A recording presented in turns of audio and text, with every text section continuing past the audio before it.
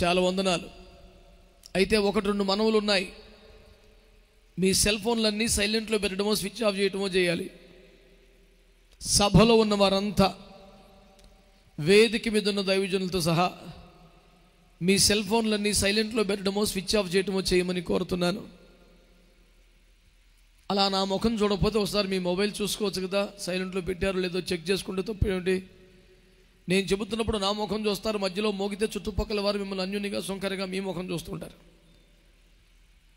వీడెవడరా భక్తిహీనుడు, మధ్యలో ఇన్నిసార్లు చెప్పినా ఎలా తగలబడ్డాడన్నట్టుగా అందరూ మీ ముఖం చూడటం మీకు ఏమైనా ఘనంగా ఉంటుందా?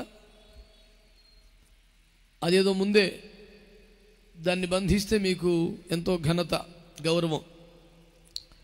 రెండవ మాట, నా వైపు చూస్తూ వినండి, తలంచుకొని నోట్సులు రాసుకుంటూ కాదు, చూస్తూ వినండి. మూడవది,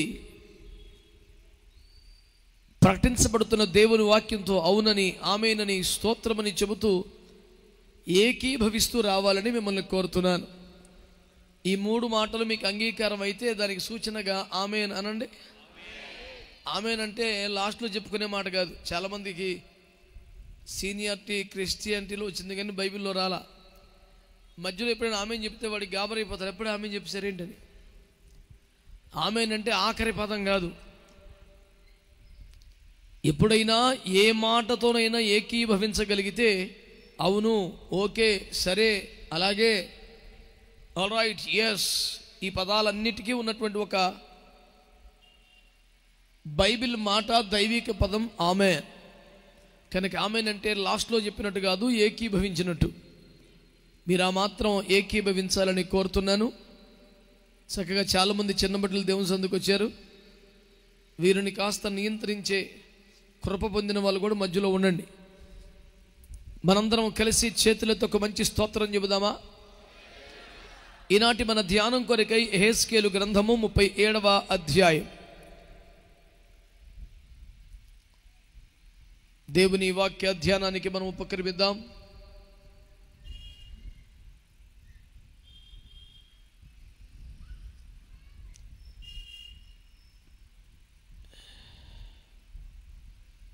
ఇప్పుడు సమయం కేవలం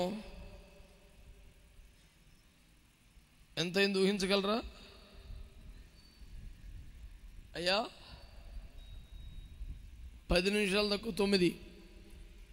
సో 10 గంటలకల్లా సభ ముగిద్దాం. ఈడ్చి కొడితే గంట సేపు మన ఇక్కడ కూర్చునేది. ఈలోపు గడియారంలో 2 ముళ్ళు పారిపోతాయేమో అన్నంతగా మీరు కాపలాగా ఎక్కర్లా. ప్రశాంతంగా ప్రకటించుచున్న వాని వైపు తిరిగి ఈ మాటలు వినమని కోరుతున్నాను. పిల్లల్ని కాస్త కంట్రోల్లో పెట్టే వాళ్ళు ఎవరో ఒకరి మధ్యలో కూర్చోండి. ఎవరైనా మైక్లో చదివే ఏర్పాటు ఉందా అయ్యగారు? వాక్యం చదువుతారా? ఎక్కడ? ఎందుకు ఇంతమంది వేదిక మీద ఎవరు చదవలేరంటారా? ఇంతమంది పాస్టర్లో ఇంతకన్నా అవమానం ఏముంది సేవకులకి? మనకి సేమ ఉంటే మాకు దిగులు లేదండి. దేవునికి స్తోత్రం. చాలా విచిత్రం. ఏ సభకి వెళ్ళినా చూస్తాను, దైవజనులు ఎవ్వరు వాక్యం అనగానే ఎవడో ఒకడికి మైకెత్తారు, కిందకి తీసుకెళ్ళి స్టేజీ కిటకిటలాడిపోయే మా సేవకులు ఉంటారు. అది చాలా విచిత్రం, విడ్డూరం, వింత, ఆశ్చర్యం. ఆయనను శోషణ కోటలో ఒకడు ఉన్నాడు అన్నట్టు. దేవునికి స్తోత్రం. ఈనాటి మన ధ్యానము కొరకై పరిశుద్ధ గ్రంథమైన బైబిల్లో ఉండే యెహెజ్కేలు గ్రంథం 37వ అధ్యాయం 11, 12 వచనాలు చదివి సహాయం చేయగా విందాం. అప్పుడు ఆయన నాతో ఇట్లనెను, నరపుత్రుడా, ఈ ఎముకలు ఇశ్రాయేలునందరినీ సూచించుచున్నవి. వారు మన ఎముకలు ఎండిపోయెను, మన ఆశ విఫలమాయెను, మనము నాశనమైపోతిమి అని అనుకొనుచున్నారు. కాబట్టి ప్రవచనమెత్తి వారితో ఇట్లనుము, ప్రభువు యెహోవా సెలవిచ్చినదేమనగా, నా ప్రజలారా, మీరున్న సమాధులను నేను తెరిచెదను, సమాధులలో నుండి మిమ్మును బయటికి రప్పించి ఇశ్రాయేలు దేశములోనికి తోడుకొని వచ్చేదను. దేవునికి మహిమ కలుగును గాక. దేవుడి వాక్యములో నుంచి మనందరితో మాట్లాడును గాక. చక్కగా తలలు పైకెత్తి నా వైపు చూస్తూ ఈ వాక్యాన్ని వినమని మనవి చేస్తున్నాను. ప్రజలారా, దేవుని బిడ్డలారా, మీరు సభలో ఉన్నా వేరే ఎక్కడ ఉన్నా మీకు వినబడుతున్నవి సాక్షాత్తు దేవుని మాటలు గనుక కాసేపు ఆగి ఆలకించి ఆలోచించి అనుసరించి ఆశీర్వదింపబడాలని ప్రభు పేరిట ఆయన పాద దాసునిగా మీకు మనవి చేస్తున్నాను. ప్రియులారా,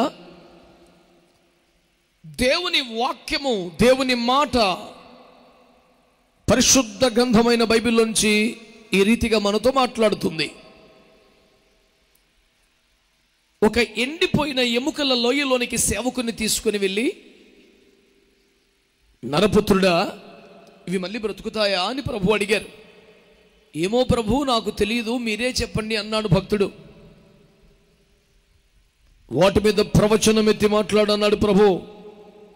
ఆ ఎండిన ఎముకల లోయలో లెక్కింపలేని మహాసైన్యమగునంతగా ఆ ఎముకలే మరలా బ్రతికి ఒకదానికోటి కలుసుకొని చర్మము, మాంసము, నరములన్నీ కప్పబడి జీవము వచ్చి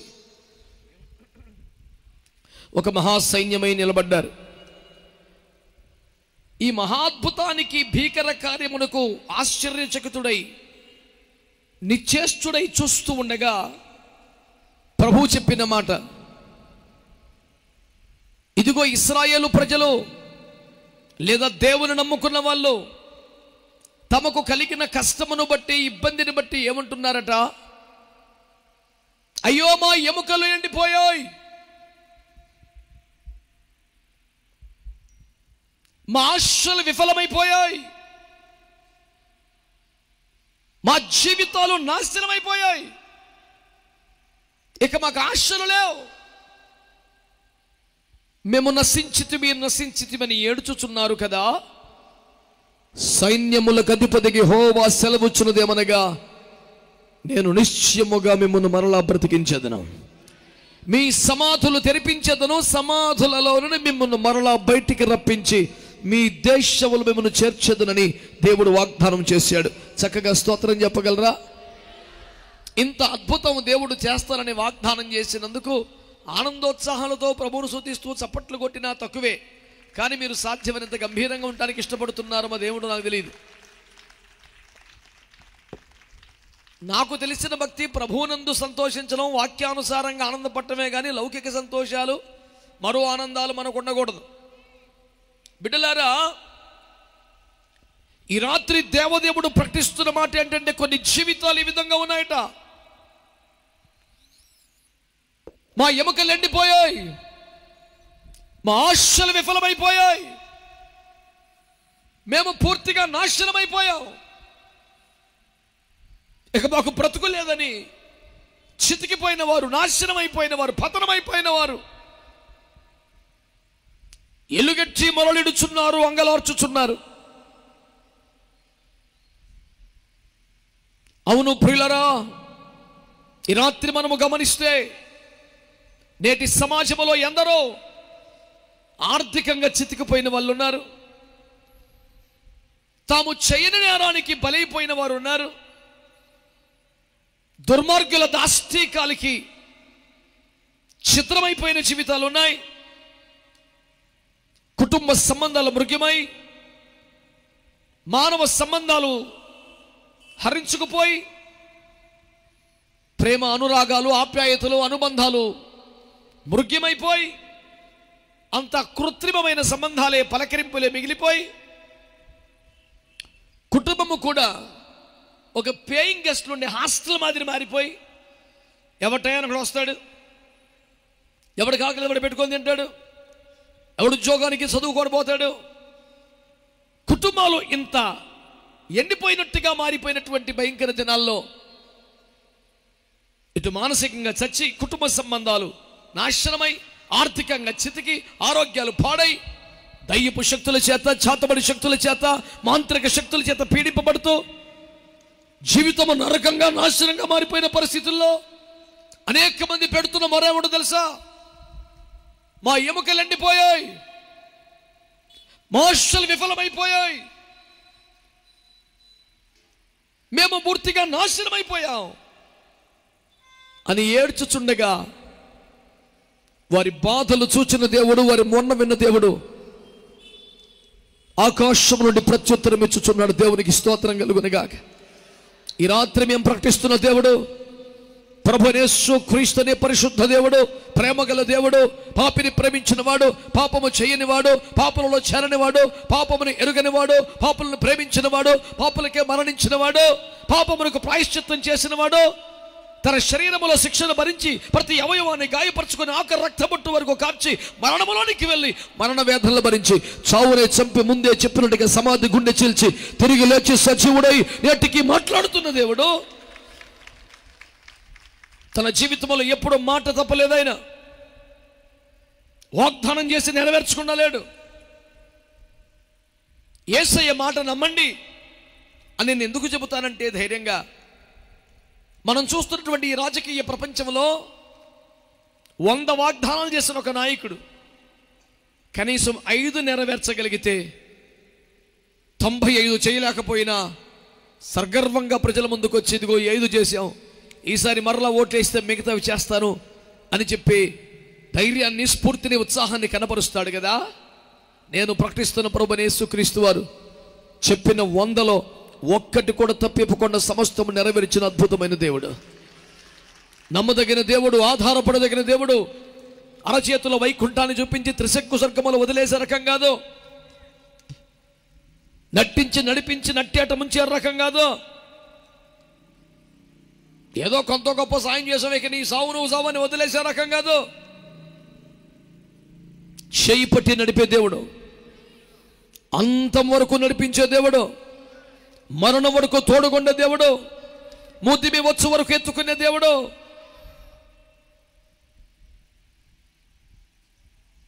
నేను నీకు చేసిన వాగ్దానములను నెరవేర్చు వరకు నిన్ను విడువను అని మాటిచ్చిన మహోన్నతమైన ప్రేమమూర్తి ఈ రాత్రి నేను ప్రకటిస్తున్న యేసుక్రీస్తు వారు.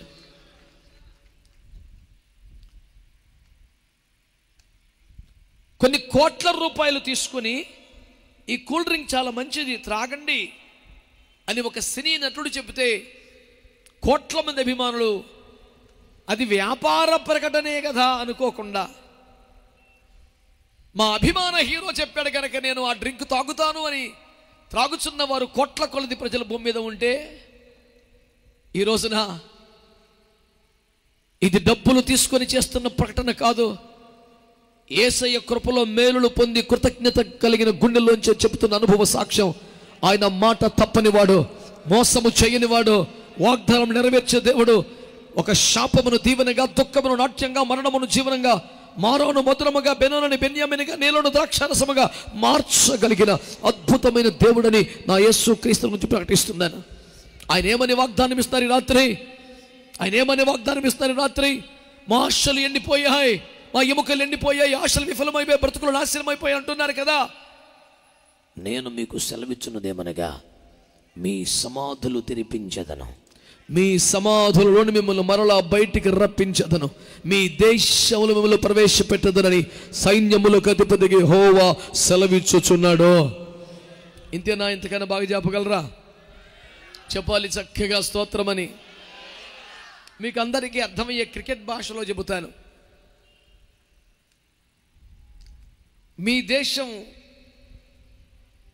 అభిమాన ఆటగాడు చెలరేగి సిక్స్లు కొడుతూ ఉంటే, అలవోకగా సెంచరీలు బాధేస్తుంటే, కనీసం అరవకుండా, కేకలేయకుండా, చప్పట్లు కొట్టకుండా మౌనంగా ఉండిపోయి కాడికి స్టేడియానికి ఎందుకు వెళ్ళడం?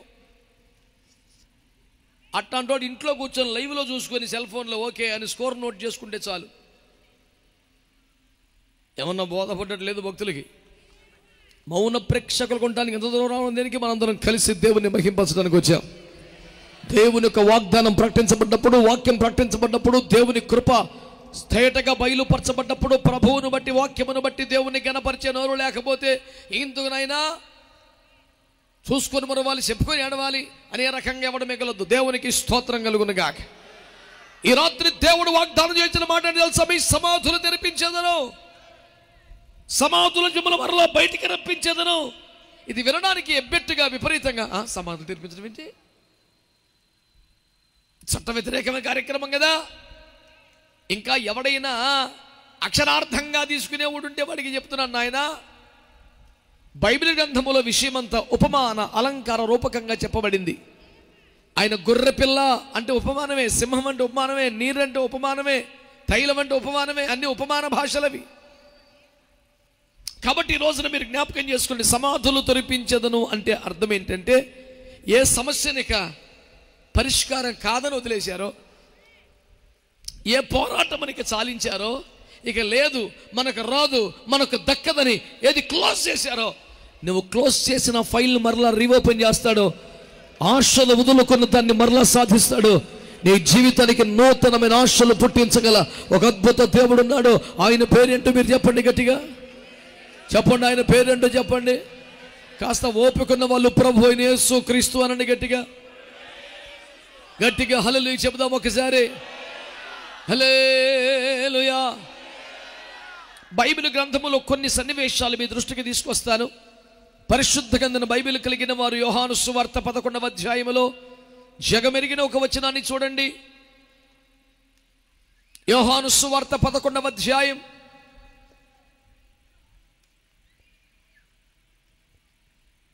కాస్త 27 నుండి చదివిపెట్టిన ఆయన. ఆమె అవును ప్రభువా, నీవు లోకమునకు రావలసిన దేవుని కుమారుడివైన క్రీస్తువని నమ్ముచున్నానని అతనితో చెప్పాను. ఆమె ఈ మాట చెప్పి వెళ్ళి బోధకుడు వచ్చి నిన్ను పిలుచుచున్నాడని తన సహోదరి అయిన మరియను రహస్యముగా పిలిచెను. ఆమె విని త్వరగా లేచి ఆయన యొద్దకు వచ్చెను. యేసు ఇంకను ఆ గ్రామములోనికి రాక మార్తా ఆయనను కలుసుకున్న చోటనే ఉండెను గనుక. కాస్త ఒక్కసారి అలాగా ఫాస్ట్ చేయండి అయ్యారు. తలలో పైకి తన వైపు చూస్తూ వింటున్న బిడ్డలు ఒకసారి అందరూ విన్నారండి. ఆమేన్ ఆమేన్ ఆమేన్. బిడ్డలారా, ఈ వైపు చూస్తూ శ్రద్ధగా వినండి. దేవుని వాక్యములో ఈ రీతిగా వ్రాయబడి ఉంది. యేసు ప్రేమించిన సహోదరుడు లాజరు మృతి నొంది ఉన్నాడని ఆయనకు సమాచారం ఉన్నది.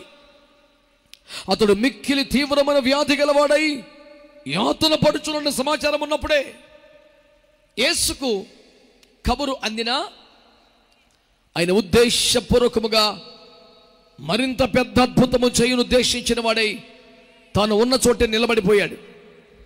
ఆ రీతిగా నిలిచిన తర్వాత చనిపోయాక సమాధి అయిపోయిన తర్వాత అప్పటికి 4 రోజులు అయిపోయింది. తిరిగి 5వ రోజున యేసుక్రీస్తు వారు రావడం ప్రారంభించారు.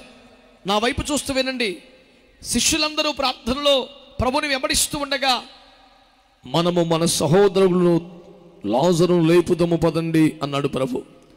దానికి అందరూ నిశ్చలంగా ఉన్న తోమా గారిని వాళ్ళకి జ్ఞాపకం చేసుకోవడం సముచితం కదా. ఆ పెద్ద ఆయన గురించి మనకు బాగా తెలిసిన విషయమే. వారు ఏమన్నారంటే అతడు నిజముగా నిద్రించిన లేపుదము అన్నాడు. నిజముగా అంటే శారీరకంగా మామూలుగా కాస్త రెస్ట్ తీసుకునే ఫలం అయితే లేపడానికి యేసు ప్రభువును మరొక 12 మంది కావాలటండి. చిన్న పిల్లలను పంపితే లేపడా? అర్థం కాకుండా అలా మాట్లాడితే ప్రభు అన్నాడు, ఓరు నాయన మీ దృష్టిలో చచ్చిపోయాడు భాష, లేపుదాం పద. దానిని నిద్ర అని ఎందుకు అన్నాడు యేసయ్య అంటే సింపుల్ ఈక్వేషన్ చెప్తాను, ఒక మంచి నిర్వచనం. పడుకున్నవాడు మరలా లేస్తే నిద్ర, ఇక లేవకపోతే మరణం. మరణమని మనం అనుకునేదంతా కూడా ఒక దినమున యేసు లేపబోతున్నాడు కనుక దాన్ని ఆయన అసలు మరణం అని కన్సిడర్ చేయడు. ఆయన దృష్టికి అది మరణం కాదు. క్రీస్తు నందు నిద్రించిన, క్రీస్తుకు వెలుపల నిద్రించిన వారందరినీ ప్రభువు లేపబోతున్న ఒక దినము రాబోతుంది. కాబట్టి దేవుని బిడ్డలారా, ప్రభువు లెక్కలో అసలు మరణమే కాదు అది. ఈ పెద్ద మనిషి నిజంగా చచ్చిపోతే లేపుదాం పద అంటాడు. శిష్యులే అపోస్తలులే కూడా దొరుకుతారు. వీళ్ళు అద్భుతాలు నమ్మరు, అదొక బ్యాచ్. ప్రభువుకు స్తోత్రం చెప్పండి. యేసు అద్భుతకరుడో, యేసు ఆశ్చర్యకరుడో, యేసు శక్తి తగ్గలేదో, యేసు మహిమ నేటికి ఉన్నది. ఆయన బాహుబలము కొరచకాలేదో, బలము తక్కువ అవ్వదో, కానీ అద్భుతాలు మాత్రం లేవు. ఎందుకని? ఈయన నమ్మడు కాబట్టి. ఒక ఆయన అద్భుతాలు ఎవరన్నా చేస్తే, స్వస్థతలు చేస్తే, సూచక్రియలు చేస్తే, ఇట్లా చేస్తే ₹1,00,000 సాధిస్తా ఇది ఇస్తా అని చాలా తొడగొట్టి మేసం తెప్పి సవాలు చేస్తూ ఉంటారు. వారిని గురించి నా దగ్గర ఒకరు ప్రస్తావించి, అన్నయ్య మరి ఆ దైవజనులు అద్భుతాలు స్వస్థతలు సూచికలు ఏమి లేవని సవాలు చేస్తున్నారు తొడగొట్టి, మరీను ₹1,00,000 ఇస్తారంట చూపిస్తే, రే స్వస్థత చేస్తే అద్భుతం చేస్తే ₹1,00,000 ఇస్తారంట, మీరేమంటారు అని నన్ను అడిగారు. నేనేమన్నాను, అయ్యో అంత పెద్దవారు చెప్పిన తర్వాత ఇంకేమంటావు నాన్న, ఆయన చెప్పిందే కరెక్ట్ అన్నాను. ఊరికమ్మా నువ్వు అన్నిటికీ ఆమెనంటావు, మ్యాటర్ అర్థం చేసుకోకుండా పోలోమన్నదో కంటదా పెట్టావేంటి? సమయోచితంగా సందర్భానుసారంగా ఉండాలి. శాస్త్రీయ స్తోత్రం చెప్పాలని దేనికి బట్టి దాన్ని తగులుతున్నావు? దేవునికి స్తోత్రం. వినండి శ్రద్ధగా, వినండి శ్రద్ధగా. ఆయన చెప్పిందే కరెక్ట్ అన్న. అదేటన్నా నువ్వు ఇలా అంటావు అనుకోలేదు నేను. ఏది అద్భుతాలు ఉన్నాయి, ఆశ్చర్యకారులు ఉన్నాయి, స్వస్థతలు ఉన్నాయి, రోజు ప్రసంగాలు చేస్తావు నువ్వు, కృపావరాలు ఉన్నాయి, వాడుకోమని చెప్తావు నువ్వు. ఎలా మాట్లాడేవి ఏంటంటే, ఆయన చాలా పెద్ద దైవజనుడు, వయసులో పెద్ద ఆయన, ఎన్నో ఆత్మలు సంపాదించినోడు, దేవుని పక్షంగా రోషంగా స్వరం వినిపిస్తున్న పెద్ద మనిషి, ఆయన మాట కాదంటారు, నువ్వు ఎంతటోడివిరా అని ఈడి మీద నేను కోపడ్డాను. ఇది మాకు సపోర్ట్ చేస్తా ఉంటే నువ్వు అటు మాట్లాడుతున్నావు, నేను అటు ఇటు కాదు, పెద్దవాడిని గౌరవించాలని వాక్యం చెప్తాను, ధర్మసుకోనాను. ఇంతకీ అసలు మ్యాటర్ చెప్పినట్టు అసలు మ్యాటర్ ఏంట్రా? ఆయన చెప్పింది అబద్ధమా? ఆయన ఎంతోమందికి ప్రార్థన చేసి ఉంటాడు, ఎవరికి తగ్గి ఉండదు. లేదన్నాడు. ఆయన అబద్ధం చెప్పాడా? నువ్వెవడురా మాట్లాడ్డాకంటే, అన్నా నువ్వు ఇంతకు ఏం చెప్పావంటే ఏం చెప్పాను నీకు అవతల పో.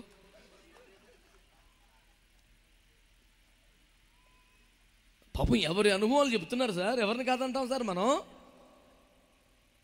కానీ బైబిల్లో చెప్తుంది దీనికి పెద్ద కృపావరాలు బేపత్సం అడవుడు అక్కర్లేదు, పేపర్లో ఫోటో వేసుకొని కింద 9 వరాలు రాసుకోక్కర్లేదు.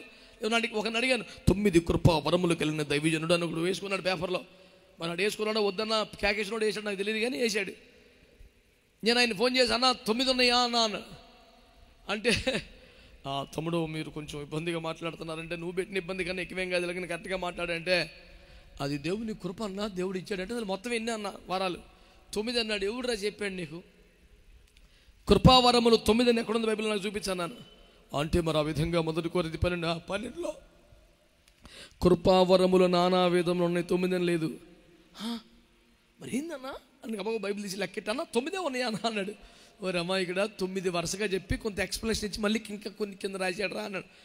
ఇంకా ఉన్నాయి ఏటే మరి నువ్వు చదవలేదేటే, మరి ఎందుకు ఎక్కేసావు స్టేజే? ఇట్లాంటి అరకొర బ్యాచ్కి మారు మనసు రావాలని, వాక్యం ఆకలి పెరగాలని, బుద్ధిగా బైబిల్ చదువుకోవాలని మీకు అనిపిస్తే మీరు ఒక స్తోత్రం చెప్పండి. ఎందుకంటే అనేకులు చెల్లించుచున్న కృతజ్ఞతాస్తుతుల మూలముగా పరిచర్య విస్తరించుచున్నదని వాక్యంలో ఉంది. నువ్వు స్తోత్రం చెప్తే కూడా సేవ పెరుగుతురా నాయన. నువ్వు అమాయకంగా చూస్తున్నావు కానీ స్తోత్రం చెప్పు మంచిగా. హల్లెలూయా. తినుటకును త్రాగుటకును కూర్చొని లేచుడు పండుకొనుటకు సమస్తమును ప్రతి దానికి సమయం కలదు. ఒక స్తోత్రం చెప్పడానికి సమయం లేదు, ఉండకూడదు. ఎల్లప్పుడూ స్తోత్రం చెప్పని వాక్యం చెప్తుంది. దీనికి కూడా స్తోత్రం చెప్పాలా అన్నాడు అంటాడు బైబిల్ చదివే రకంగా అన్నాడు.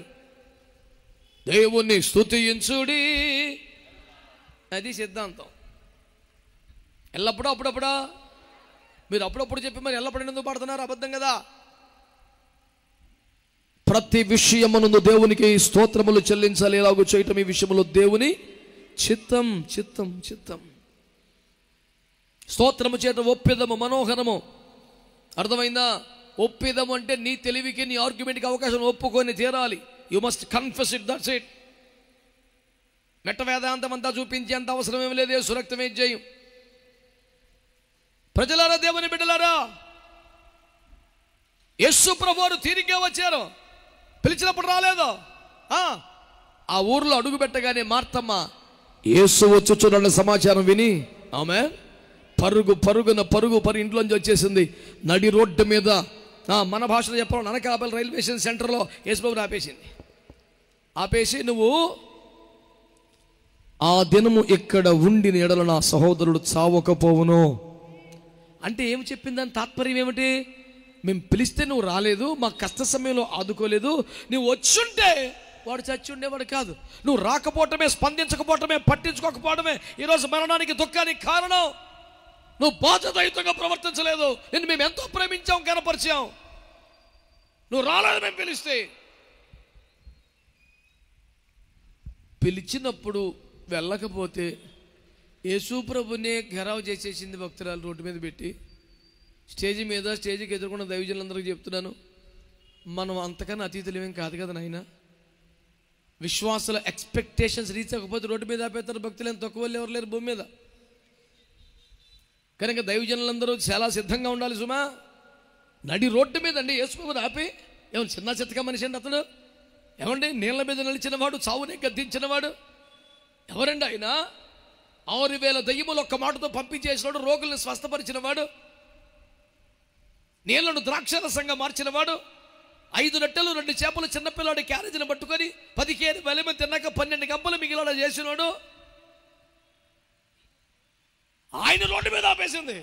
నువ్వు ఎందుకు రాలేదా రోజున, నువ్వు వచ్చుంటే ఎలా జరుగుండేది కాదు అని తగుబెట్టి కేకలేసి అరిచేసి గోల పెట్టేస్తుంటే యేసుప్రభు సావధానంగా, సరే బిడ్డ ఇప్పుడు వచ్చాను కదా, ఇప్పటికైనా మించిపోయింది ఏముందిలే, బతికిస్తానా, బతికిస్తావు, ఆ రోజున రాకుండా ఇప్పుడు చేస్తాడంట అరిచి గోల పెడుతుంటేనండి ఊరోళ్ళందరూ, మహిళా మండలి, డ్వాక్రా అందరూ వచ్చేసారండి.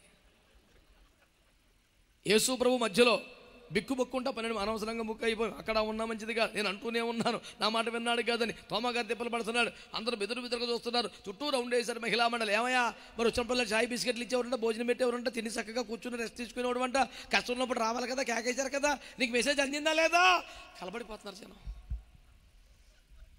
యేసయ్య ఆమెతోనే, బిడ్డ పునరుత్థానమును జీవమును నేనే, నా యందు విశ్వాసం ఉంచువాడు చనిపోయినా మరలా బ్రతుకుతాడో, నేను నమ్ముచున్నావా అని ప్రభు అంటే ఆవిడ అంటది, నువ్వు సజీవుడైన దేవుని కుమారుడైన క్రీస్తువని ఎరుగుదును. ఓరిని థియాలజీ మండిపోని అడిగింది ఏందిరా, నేను సచ్చినోడిని మళ్ళీ బతికిస్తాను నమ్ముతున్నావా? ఆన్సర్ ఏంటి, నమ్ముతున్నాను లేదా లేదు. ఏమేమంటుంది ఆన్సరు, నువ్వు సజీవుడైన దేవుని కుమారుడైన క్రీస్తువని ఎరుగుదును. కొంతమందికి అసలు నమ్ముతున్నావా నమ్మట్లేదా, అద్భుతాలు ఉన్నాయా లేవా, స్వస్థత ఉందా లేదా, పరిశుద్ధాత్మ అన్ని వీడి థియాలజీ చెప్తాడు. యాక్చువల్గా అండి మాథ్యూ హెన్రీ కామెంటరీ ప్రకారం, స్కోఫీల్డ్ ట్రాన్స్లేషన్ ప్రకారం మన్ను మధ్యాహ్నం ఏళ్ళరి ఇవన్నీ నువ్వు నమ్ముతున్నావా లేదా తిన్నగా చెప్పు. ఎలా తిరగటం తెలివి కాదు, ఇది సిద్ధాంతం. చేయి తిరుగుతుంది కానీ గిలకలు తిప్పేస్తాం కాదు అమాయకంగా. ప్రశ్న ఏమిటి, నువ్వు నమ్ముతున్నావా? అక్కడికి తమాయించుకొని ప్రభువారు అంటారు, బిడ్డ నేను ఇది చేయగలను నమ్ముతున్నావా? అంచెదినమున పునరుద్ధరణ లేస్తానని మాకు తెలుసు. నువ్వు నమ్ముతున్నావు అన్నది ప్రభు ప్రశ్న, నాకు సబ్జెక్ట్ ఉందన్నది ఏమి ఆన్సరం. అప్పటికి ఇప్పటికీ బ్యాచ్ ఇలాగే ఉన్నారు సార్. నువ్వు మారు మనసు పొందావా అంటే దానికి ఆన్సర్ ఇంకోటి చెప్తాడు, బాప్తిసం పొందావా అంటే ఇంకోటి చెప్తాడు, అద్భుతాలు నమ్ముతున్నావా అంటే ఇంకోటి, పరిశుద్ధాత్మ ఇంకోటి చెప్తాడు. అసలు ఏదో ఒకటి థియాలజీ మొత్తం బయట పెడతాడు, ఎక్కడ తోడుతాడు, గట్టిగా మాట్లాడితే నోవో భార్య పేరు అంటాడు, కోరహ భార్య పేరు అంటాడు, ఈడెవడో కయ్యని భార్య పేరు అంటాడు, లేనిపోంది మాట్లాడతా. అసలు నమ్ముతున్నావా లేదా, మారు మనసు పొందావా, పాపాలు పశ్చాత్తాపడ్డావా, బాప్తిస్మాన్ని పొందావా, తిరిగి జన్మించావా, రక్షణ పొందావా, ఒక్కదానికి ఆన్సర్ ఉండదు. నా బోధ ఏమిటంటే, యేసు ఇంకను పట్టణములోనికి రాక, గ్రామంలోనికి రాక, మార్త తనను కలిసిన చోటనే నిలిచిపోయాను. ఇప్పుడు మీరందరూ స్వరమే చెప్పండి, యేసయ్య ఎందుకు వచ్చాడు? కొంచెం గట్టిగా, అంతేగా, పరామర్శ కాదుగా, సింపుల్గా విజిటింగ్ మినిస్ట్రీ కాదుగా, టు రైజ్ ద డెడ్, మృతులను సజీవులుగా చేయడానికి, చచ్చిన లాజరును బతికించడానికి యేసు పునరుద్ధానుడుగా, జీవము కలిగిన వాడుగా, జీవాధిపతిగా వస్తే యేసుని ఎక్కడ ఆపేశారు? పునరుత్థానాన్ని ఎక్కడ ఆపేశారు? జీవాన్ని ఎక్కడ ఆపేశారు? అద్భుతం ఎక్కడ ఆపేశారు? తనను కలిసిన చోటనే. ఎక్కడైతే ప్రభువును దర్శించాడో, ఏ వాక్యం ద్వారా పట్టబడ్డావో, ఎక్కడ మారు మనసు పొందావో, ఎక్కడ చర్చికి రావడం మొదలు పెట్టావో, ఓరే నన్ను ఇప్పటికీ ఇంకా అక్కడే ఉన్నావు.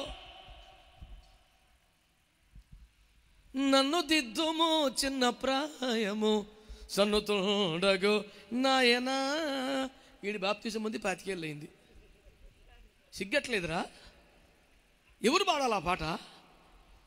మాట్లాడవే. చిన్నగర్రె పిల్లను నేను యేసయ్యా, బాప్తిసం ముందు 25. అది నూతనంగా రక్షించబడ్డ అనుభవం కదా, మరి ఇంకా అక్కడే తగలబడ్డావే.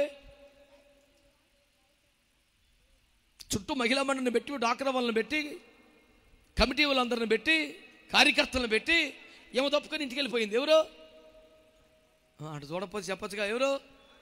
అసలు సబ్జెక్ట్ విన్నట్టు, ఎప్పుడు చదవనట్టు, చూడనట్టు, ప్రశ్నార్థకమైన ఫేస్ పెడితే ఏమిటి అర్థం?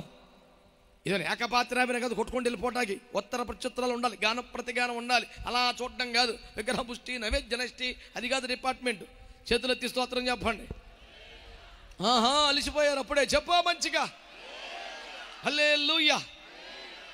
వెళ్ళిపోయి ఏం చెప్పిందంటే, మరియమ్మ దగ్గరికి పోయి, అకాయ్ యేసయ్య నిన్ను రమ్మంటున్నాడు అని చెప్పింది. మీరు చదవండి బైబిల్లో, యేసయ్య మరియమ్మను పిలుచుకురమని మాత్రం చెప్పాడండి. అసలు ఏమే చెప్పింది? యెహోవా తమకేమీ సెలవిని దినమని ఇదే యెహోవాకు అని చెప్పి అయ్యగారులు బోల్డు మంది ఉన్నారు. మార్తమ్మ టీము, ఇదంతా మార్తమ్మ బ్యాచ్. ఈడే పోయి చెప్తాడు, నాకెందుకో ప్రభు ఈ విధంగా, ఆ విధంగా నువ్వు కూర్చోయగా. మారు మనసు పొందిన వాళ్ళందరూ ఆమేన్ అనండి. సకానికి సగం చెప్పలేదండి, ఏంటి అర్థం? నాకు డౌట్ వచ్చింది. అయ్యా మీ ఇష్టం, దేవునికి స్తోత్రం. వాక్యంలో ఏమన్నదో పట్టించుకోండి. యేసు ప్రభు అసలు చెప్పాడండి. ఏమతో నమ్ముతున్నావు బిడ్డ? అట్లా కాదు బిడ్డ, సర్లే అయిపోయింది, ఇప్పుడు నేను వచ్చాను కదరా. ఏదో ఆయన పుచ్చకిస్తూ ప్రేమతో మాట్లాడుతుంటే మహిళా మండలి మధ్యలో పెట్టి ఇంటికి వెళ్ళిపోయి కేగతాడు, ప్రభు రా అని ఆమెను తీసుకొచ్చింది. ఎందుకు తీసుకొచ్చింది చెప్పనా? యేసయ్య తమ ఇంటికి రావటం ఇప్పుడు మార్తమ్మకి ఇష్టం లేదు. మేము పిలిచినప్పుడు రాలా, మా కష్టంలో రాలా, మేము ఆశించినప్పుడు రాలా, ఇంకెందుకండి మాకు? నేను కొంచెం వంట పనుల్లో పరిచయలో ఉంటాను, ఎప్పుడు కాలకాడికి వచ్చి ఉంటుందా నా బిడ్డ అని వచ్చేస్తాడు ఇంటికి. ఎలాగైనా యేసును రాకుండా ఆపేయాలి అని కంకణం కట్టుకుంది భక్తురాలు, సబ్జెక్ట్ ఉన్న భక్తురాలు. ఏ సబ్జెక్టు? నువ్వు సజీవుడైన దేవుని కుమారుడైన క్రీస్తు అన్న మాట పేతురు చెప్తే, శభా సీమోన్ మరియొను నువ్వు ధన్యుడవు, నా తండ్రి ఆత్మ నీకు బయలుపరిచితేనే కానీ ఈ సంగతులు నీకు తెలియదు అన్నాడే. అపోస్తులలోనే అందరికీ లేని పేతురుకు మాత్రమే మహా గొప్ప ప్రత్యక్షత మళ్ళీ ఎవరికి ఉందంటే మార్తమ్మకు ఉంది. సబ్జెక్ట్ ఉన్న మనిషి అండి, ప్రత్యక్షతలు గల మనిషి అండి, భక్తి కలిగిన మనిషి అండి. ఆ ఇంటికి యజమానురాలు మార్తమే. అది లాజరు గృహం, మరీ గృహం కాదు, మార్త గృహం అది. She was the head of that family. She invited Jesus, accepted Jesus, honored Jesus, served something the best from her kitchen to Jesus. అన్ని బేబత్సం. వాళ్ళు చేసినంత పరిచయం ఎవరు చేయరు, వాళ్ళు చేసిన డబ్బులు ఎవరు ఖర్చు పెట్టరు. ఖాతాలు చెప్పిన మాట లేకపోతే బీపీ వచ్చేస్తుంది. అయ్యగారులు అందరికీ వందనాలు. మీ సంఘంలో మారుతామంటారు, చూసుకోండి. వాళ్ళ గురించి బాగా చూసుకుంటే కూటమంతా అల్లే పెట్టేస్తారు, అల్లే భోజనాలు పెడతారు, అల్లే వాళ్ళు చెప్పినట్టు వినాలి మనం. కాకపోతే అమ్మ అలా కాదురా, దేవుడు కొంచెం ఇలా మాట్లాడుతున్నా. ఆ రోజే నెక్స్ట్ వేరే చర్చి. మా ప్రియా జనక చూచుచున్నాము నీ వైబో తెగద కూటమే కా రే. నా మాటలు వింటున్నారా పిల్లలారా? పాస్టర్ గారే తాము చెప్పినట్టునే ఆశపడుతున్నారంటే, చెయ్యాలని కోరుకుంటున్నారని మీరు ఆశ్చర్యపోతే అట్ట. యేసు ప్రభుని ఆశించారట. మిమ్మల్ని చేర్చుకున్నాం కనుక, ఆతిథ్యం ఇచ్చాం కనుక, మర్యాదలు చేశాం కనుక, మా ఇంట బస నీకు ఇచ్చాము కనుక మేము పిలిచినప్పుడు రావాలి. That's it. మా అవసరానికి ఉపయోగపడితే మేము కేకెత్తరాకపోతే ఇంకా మాకెందుకయా? నిరసన, ఆవేశం, ఉద్రేకం పెళ్ళిబుకుతుంది. యేసు నెట్టగిన ఇంటికి రాకుండా ఆపాలని అబద్ధ ప్రచారం కూడా చెప్పి నేను రమ్మన్నాడని వచ్చింది. ఈ మహాంగానే పాలవాదలు కూర్చొని యేసు వైపే చూస్తూ, ఆయన వైపే చూస్తూ, ఎంత మేము వచ్చాను భక్తులు కూడా సేమ్ డైలాగ్ కొట్టింది. ప్రభువు నీ విచ్చట ఉండి నీడల నా తమ్ముడు చావకపోవను. ఇదే డైలాగ్ ఎవరు కొట్టారు ఇందాక? అప్పుడు ఏమి లేదు అక్కడ. అంటే వేరు వేరు ఆమె కొంచెం అటు ఇటుగా ఉంటుంది కానీ మరి అమ్మ చాలా మరి ప్రభు పాదాల్లో ఇప్పుడు ఓ హల్లెలూయా ఈ అడవుడు చేసేవాళ్ళు ఉంటారు కదా, సేమ్ వాళ్ళు కూడా ఇలాగే ఉన్నారు. పోనీ అటో గంత ఇటో గంత వేసేవాళ్ళు ఎలాగ ఉన్నారు? పొద్దు ఒకలారి పాద సని నేను కూడా అలాగే ఉన్నారు సేమ్. అంటే కష్టం వచ్చేసరికి, బాధ వచ్చేసరికి, ఎక్స్పెక్టేషన్ ఫెయిల్ అయితే, ఈగో హట్ అయితే ఆత్మీయులు అన్నవాడు కూడా ముసుగుపోతుంది. పాతోడు బయటకు వస్తున్నాడు. మళ్ళీ అంతా బాగుంటే స్టేజీ మీదకి పిలిస్తే, మైకు చేతికి ఇస్తే, ఏదోటి ఘనపరిస్తే, ప్రియులో గొప్ప దైవజనులో మరి ఎంతగానో సమర్పణ కలిగి అంటాడు వీడు అని పిలవలేదనుకోండి, ఎవడు పడతాడు సభలెట్టి ఎత్తాడు. ఈ మధ్య డబ్బులు ఉండగా కాదు, దేవుని కృప ఉండాలి, 100 మాట్లాడతాడు వీడు. ఎందుకని? మార్తమ్మ శిష్యులు వీళ్ళందరూ నిరసన టీము కేకెత్తే రాకపోతే కూటం మార్చేస్తాడు వీడు. అట్టంటే ఇక్కడ ఎవడన్నా ఉన్నాడా?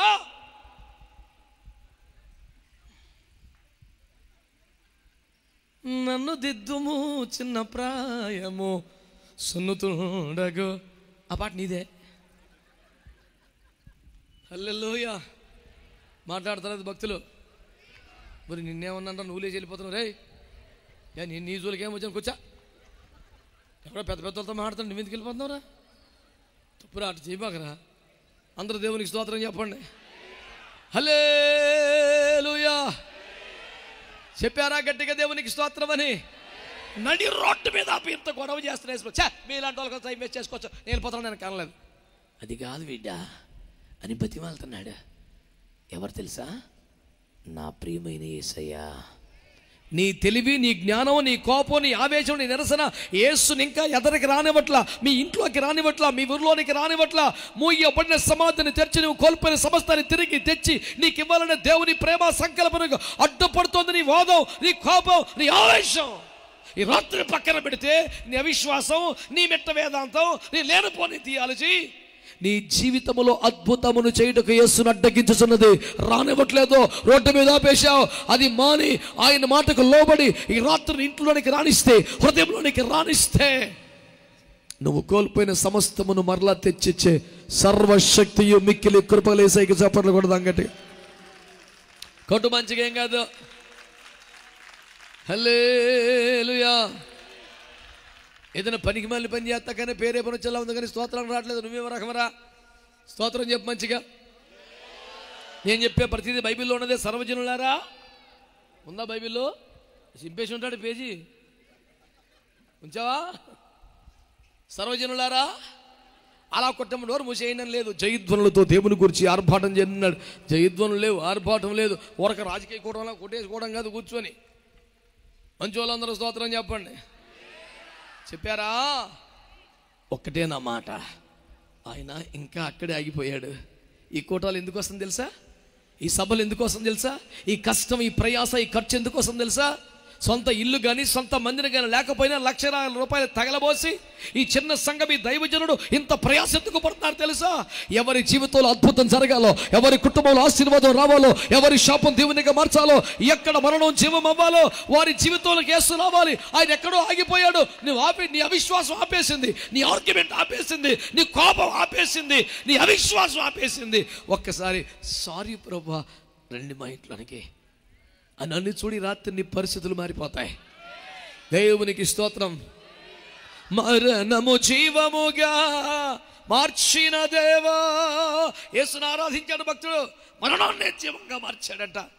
రంగు, రుచి, వాసన లేని నీళ్లకు అన్నీ కల్పించిన ద్రాక్షారసాన్ని ప్రసాదించిన దేవుడు, మారోను మధురంగా మార్చిన దేవుడు, బెనోనిని బెన్యామినిగా మార్చిన దేవుడు, రెల్లును రాయిగా మార్చిన దేవుడు. స్తోత్రం చెప్పండి గట్టిగా. నీ జీవితాన్ని ఆశీర్వదించగలిగిన వాడని నేను ప్రేమ సువార్తను మీకు ప్రకటిస్తున్నాను. ఆయన ఇంకను గ్రామంలోనికి రాక మార్త తనను కలిసిన చోటనే నిలిచిపోయాడు. నాకెంతో బాధ కలిగించే వచ్చిన అది. అక్కడ ఎందుకు ఆపేశావు? రానివ్వట్లేదు. నీ కోపం, నీ ఆవేశం ఈ రాత్రి ఎవరి మీద కోపగించుకున్నావు? దైవజనుల మీద, దేవుని మీదేనా? ఎవరి మీద అలిగావు? ఎవరు రావద్దని కోరుకుంటున్నావు? ఎవరిని ఆపేస్తున్నావు నీ ఆర్గ్యుమెంట్తో? దైవ సేవకుడిగా దేవుని ప్రేమను బట్టి బతిమాలుచుండగా నీ కోపాన్ని, ఆవేశాన్ని, అనర్థదాయకమైనటువంటి ఆ మాటలను కాసింత పక్కన పెట్టి ఒక్కసారి యేసును స్వాగతిస్తావా? నీ జీవితంలోనికి ఆహ్వానిస్తావా? మీ ఇంటికి తీసుకెళ్తావా? మీ గుండెల్లో చేర్చుకుంటావా? ఆయన అడుగు పెడితే గెరాసీనుల దేశంలో ఆ పడవ మీద నుండి కాలు నేల మోపగానే 6,000 దయ్యములు పరిగెత్తుకొచ్చి మమ్మల్ని బాధించడానికి వచ్చావా, మా జోలికి రాకో, ఇంకొంతకాలం ఉండనేమని కేకలు పెట్టి ఏడవటం మొదలు పెట్టినాయి. ఆయన అడుగు పెడితే తుఫాను తగ్గిపోయింది. ఆయన అడుగు పెడితే పడవ క్షేమంగా చేరికిపోయింది. ఆయన అడుగు పెడితే దయ్యాలు పారిపోయాయి. ఆయన అడుగు పెడితే జీవితాలకి సమాధానం. జక్క ఇంట్లో అడుగు పెడితే రక్షణ వచ్చింది సార్. ఉత్తుత్తి దీవెనలు తాత్కాలికంగా అది ఇప్పుడు కనబడి కాసేపు తగ్గిపోయేది కాదు. శాశ్వత రక్షణ వచ్చిందని అడుగు పెడితే వారు ఆయనను తమ దోణలో ఎక్కించుకోవడానికి ఇష్టపడి వెంటనే ఆ దోణి వారు కోరిన రేవుని వెంటనే. ఎంత అద్భుతం సార్. తెల్లవారులు యాత వేసినా, తెడ్డి వేసినా పని జరగలేదు. నీకు హైలేసో అన్నావు, గొంతు పోయింది తప్ప పని అవ్వలేదు. కానీ ఊరకరా కానీ కానీ కానీ కానీ యేసు అడుగు పెడితే వెంటనే దోణి కోరిన రేవుకు చేరిపోయింది. చేతులు తీసేకి స్తోత్రం చెప్పండి. హల్లెలూయా. ఈ రాత్రి దేవుని మాటను శ్రద్ధగా వినగలిగితే దేవుడు నీకు తెలియజేస్తున్న మాట, నీ అజ్ఞానమే, నీ ఆవేశమే, నీ కోపమే, నీ అవిశ్వాసమే, నీ నిరసనే నీ జీవితంలో అద్భుతానికి అడ్డుపడుతాం. దానికి నువ్వేం పేరు పెట్టావు? మరి దేవుని చిత్తమైన మనకి అందరికీ జరుగుతున్నాయి, మాకు జరుగుతలేదు. మరి దేవుని ఇంకా ఆయన ఇష్టమండి, మనం ఆయన ఏం అడుగుతామండి? మరి ఆయన అధికారం కదండి, ఆయన కుమ్మరపడ కదండి, మనం కుండలం కదండి, మట్టి కదండి. అంతా నిరసన స్వరం తప్ప విశ్వాస స్వరం లేదు. మరి కలెక్టరేట్ ముందు టెంట్ వేసుకొని కూర్చున్నట్టు ఈ ప్రార్థన అంతా ప్రభు 3 దినములు ఉపవాసాలు ప్రార్థన చేస్తున్నాం, నువ్వు అద్భుతం చేయి ప్రభు అంటే అర్థం ఏంటి? వీడు 3 రోజుల్లోపు చేయకపోతే ఊరుకోడు, టెంట్ వేసి ధర్నా చేస్తాడు వీడు రేపొద్దున. ఈ మార్తమ్మ టీం అంతా మారు మనసు పొందాలని ఆమెన్ చెప్పండి ఒకసారి, చెప్పండి ఆమెనని. హల్లెలూయా. సరే, మొత్తానికి ప్రభు వారిని ప్రేమతో ఒప్పింపజేశాడు. ఏం కాదులేనా, పర్వాలేదన్నాడు. సమాధుల దాకా వచ్చారు. తీరా సమాధి దగ్గరికి వచ్చి ప్రభు అంటాడు, రాయిని పొరలించన్నాడు. వద్దు, నేను చెప్తాను అప్పటి నుంచి కూడా. కుళ్ళిపోయి కంపు, నేను నాకు తమ్ముని అలా చూడలేను. నేను ఆడు అసలు ఓపి లేకుండా ఊపిరి లేకుండా పడి ఉంటే నేను చూడలేకపోయాను. పురుగులు వస్తున్నా వల్ల కాదు, నువ్వు అనవసరంగా గాయాలు రేపుతున్నావు, కంపు చెత్తని తట్టుకోలేను. నమ్మితే దేవుని మహిమను చూస్తావని చెప్పలేదా? నమ్మకం ఎప్పుడో పోయింది. నువ్వు కేకైతే రాలేజులో ఆ రోజే పోయింది. ఈ పిల్ల ఇంతే కానీ తీరా ఇది అన్నాడు. కుటుంబంలో అందరూ నమ్మకపోయినా, బాధల్లో ఉన్నవారు ఆవేశాన్ని బట్టి నమ్మకపోయినా, వారు ఎంత నివారించినా నిర్లక్ష్యంగా మాట్లాడినా, వారికి దేవునికి మధ్యలో అడ్డంగా ఉన్న రాళ్ళు తొలగించడానికి కొంతమంది సేవకులు ఎప్పుడు భూమి మీద ఉన్నారు. వారందరి బట్టి నేను దేవునికి స్తోత్రం చెల్లిస్తున్నాను. అద్భుతానికి వాళ్ళు సిద్ధంగా లేరు, అద్భుతానికి ఆ కుటుంబం ఎదురుగా లేదో, అద్భుతానికి కుటుంబమే ఇష్టపడటం లేదో, కానీ వారి పక్షంగా కన్నీరు గార్చే వాళ్ళు ఉన్నారు, వారి పక్షంగా చేతులు ఎత్తేవారు ఉన్నారు, వారి పక్షంగా రాయిని తొలగించే వాళ్ళు ఉన్నారు, దేవునికి నీకు మధ్యలో అడ్డమును తొలగించడానికి ప్రయాసపడే సేవకులు ఉన్నారు. అలాంటి సేవకులే ఈ కుడికి పెట్టారని, ఈ కుడికిలో ఉన్నారని, ఇక్కడ మాట్లాడుతున్నారని దేవుని ప్రేమను బట్టి మనవి చేస్తున్నాను. నీ పక్షంగా అడ్డుపడడానికి, నీ పక్షంగా చేతులు ఎత్తడానికి, నీకు దేవునికి మధ్యలో అడ్డముగా ఉన్న బండరాతిని తొలగించడానికి సమర్పణ కలిగిన సేవకులు ఉన్నారని నేను వారిని బట్టి దేవుని ఎంతగానో స్తుతిస్తున్నాను. బిడ్డలారా, వారు ఆ రాయిని పొర్లించారంట. ప్రభు ఏమన్నాడు చెప్పండి? లాజరు బయటికి రా అన్నాడు. నాకు ఎంత ఇష్టమైన ముచ్చట తెలుసా? చనిపోయిన వాడు కాళ్ళు చేతులు ప్రేత వస్త్రముల చేత కట్టబడిన వాడై వెలుపలికి వచ్చెను. అది భాషా దోషమే, వచ్చెను. ఎట్టొస్తాడు? బయటకు వచ్చాక ప్రభు అంటాడు, రై వాని కట్లు విప్పని పోనివ్వండి అన్నాడు కదా. అంటే కట్లు విప్పకపోతే పోలేడుగా, ఒక కడుగు కూడా వేయలేడుగా, మరి బయటకట్టు వచ్చాడు అంటే దాని అర్థం ఏంటి? చనిపోయిన వాడు కాళ్ళు చేతులు ప్రేత వస్త్రములతో కట్టబడి ఉన్నట్టుగానే దేవుడు వారిని బయటికి తెచ్చెను అన్నది కరెక్ట్. ఆయన ఆడొచ్చాడండి, వచ్చే అంత సీన్ లేదు. అక్కడ యేసులతో కాళ్ళు చేతులు కట్టేశారు, ఒక రుమాలు కట్టారు, పేత వస్త్రాలు చుట్టేశారు, అడుగు ఎదిలే పరిస్థితి లేదు. ఏ మూమెంట్లో పాడి మీద పెడతారో అదే మూమెంట్ కొన్నాడు. ప్రాణం అతనిలోనికి వచ్చింది కానీ అతను ఇంకా బయటికి రాలేదు. ఈ రాత్రి పట్టిస్తున్న దేవుడు ఎవరో తెలుసా? సమాధిని మరలా తెరిపించేవాడా, పోయిన ప్రాణమును మరలా రప్పించేవాడు, కోల్పోయిన సమస్తాన్ని తిరిగి తెచ్చించేవాడు.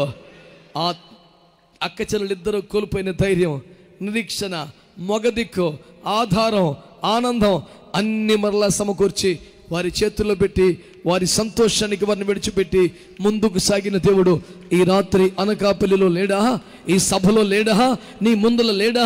నీ హృదయంలో లేడా? నీ ప్రార్థనలు ఆలకించేవాడు కాదా? పరిస్థితులు మార్చగల శక్తి నేటికి లేదా?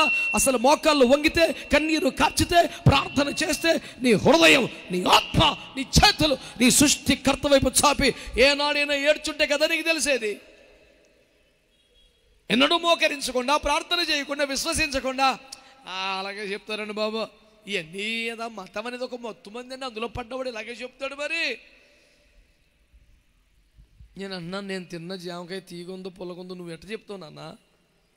తిన్నది నేను కదా, నువ్వు తిన్నది నువ్వు చెప్పాలి. నేను తిన్నా పని రుచి నువ్వు చెప్తావేంటి? ఆయన ప్రేమను రుచి చూసిన వారం, ఆయన కృపను అనుభవించిన వాళ్ళం, రక్షణ యొక్క ఆనందమును ఆస్వాదిస్తున్న వాళ్ళం.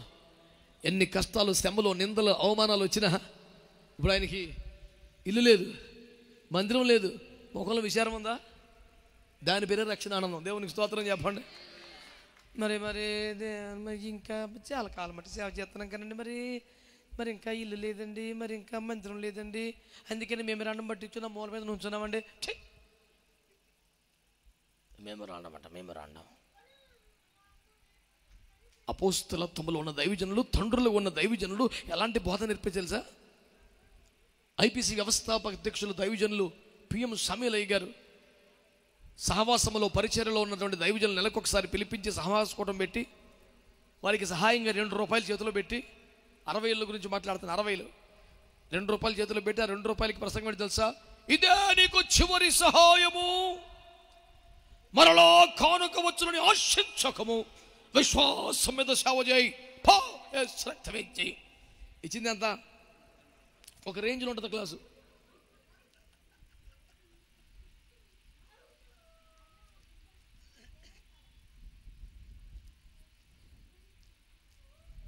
దైవజనులు భక్తి సింగ్ గారు నేర్పిన సూత్రం ఏంటి తెలుసా? ప్రత్యక్షంగా కానీ పరోక్షంగా కానీ నీ అవసరం ఎవ్వడికి తెలియనివ్వకో.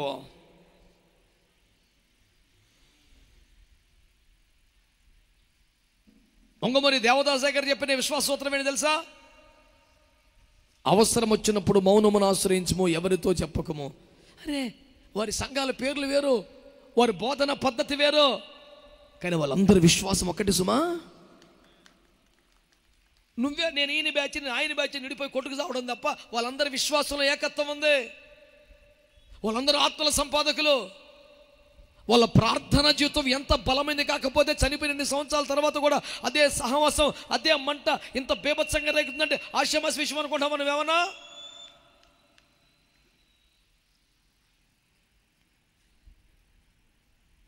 పనోడు పందిరెత్తి పిచ్చుకులు వచ్చి పడేసిన సామెత ఉన్నట్టు నువ్వు నీ బోధ, నువ్వు నీ సేవ ఎంతసేపు ఆగింది? ఓ ఆ కూటం పెట్టినంత సేపు లేదు నీ అడావుడి. అగ్నిలో కాలని విశ్వాసం, సింహాలకు భయపడని విశ్వాసం, శోధనలో చలించని విశ్వాసం. దేవునికి స్తోత్రం చెప్పరే. ఈ రాత్రి ఒక సత్యాన్ని మీ ముందుకు తీసుకొస్తున్నాను బిడ్డలారా.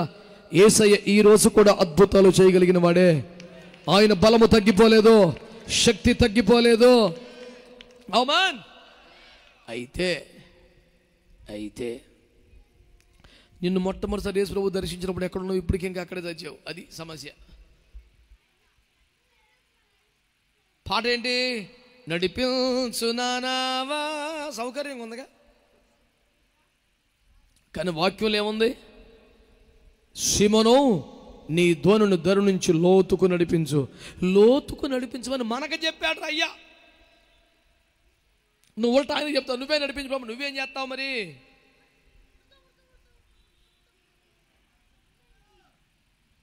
ఆ పని నీకు కదా చెప్పాడు యేసయ్య, మళ్ళీ ఉల్టా నువ్వు ఆయనకి చెప్తున్నావు ఏమిటి మరి? అయ్యగారు కూడా చాలామంది వేదికల మీద ప్రార్థన చేస్తుంటే అక్కడక్కడ వింటుంటాను. దయ్యపు శక్తులు, అల్లరి శక్తులు, చేకరి శక్తులు బంధించు నాయన. మరి నువ్వేం చేస్తావు? బంధించమని నీకు చెప్పాడు యేసు ప్రభు, మళ్ళీ ఉల్టా నువ్వు ఆయనకే చెప్తావు మళ్ళీ. అందుకనే బైబిల్ తిన్నగా చదివి ఆడమని చెప్తుంటాను నేను. మీరు బంధించండి, మీరు ఆజ్ఞాపించండి, మీరు వెళ్ళగొట్టండి. మీరు ఏది బంధిస్తే నేను ఎక్కడ దాన్ని బంధిస్తాను, ఏది విడుదల చేస్తే అక్కడ విడుదల చేస్తాను. అన్ని చదివి బంధించు నాయన.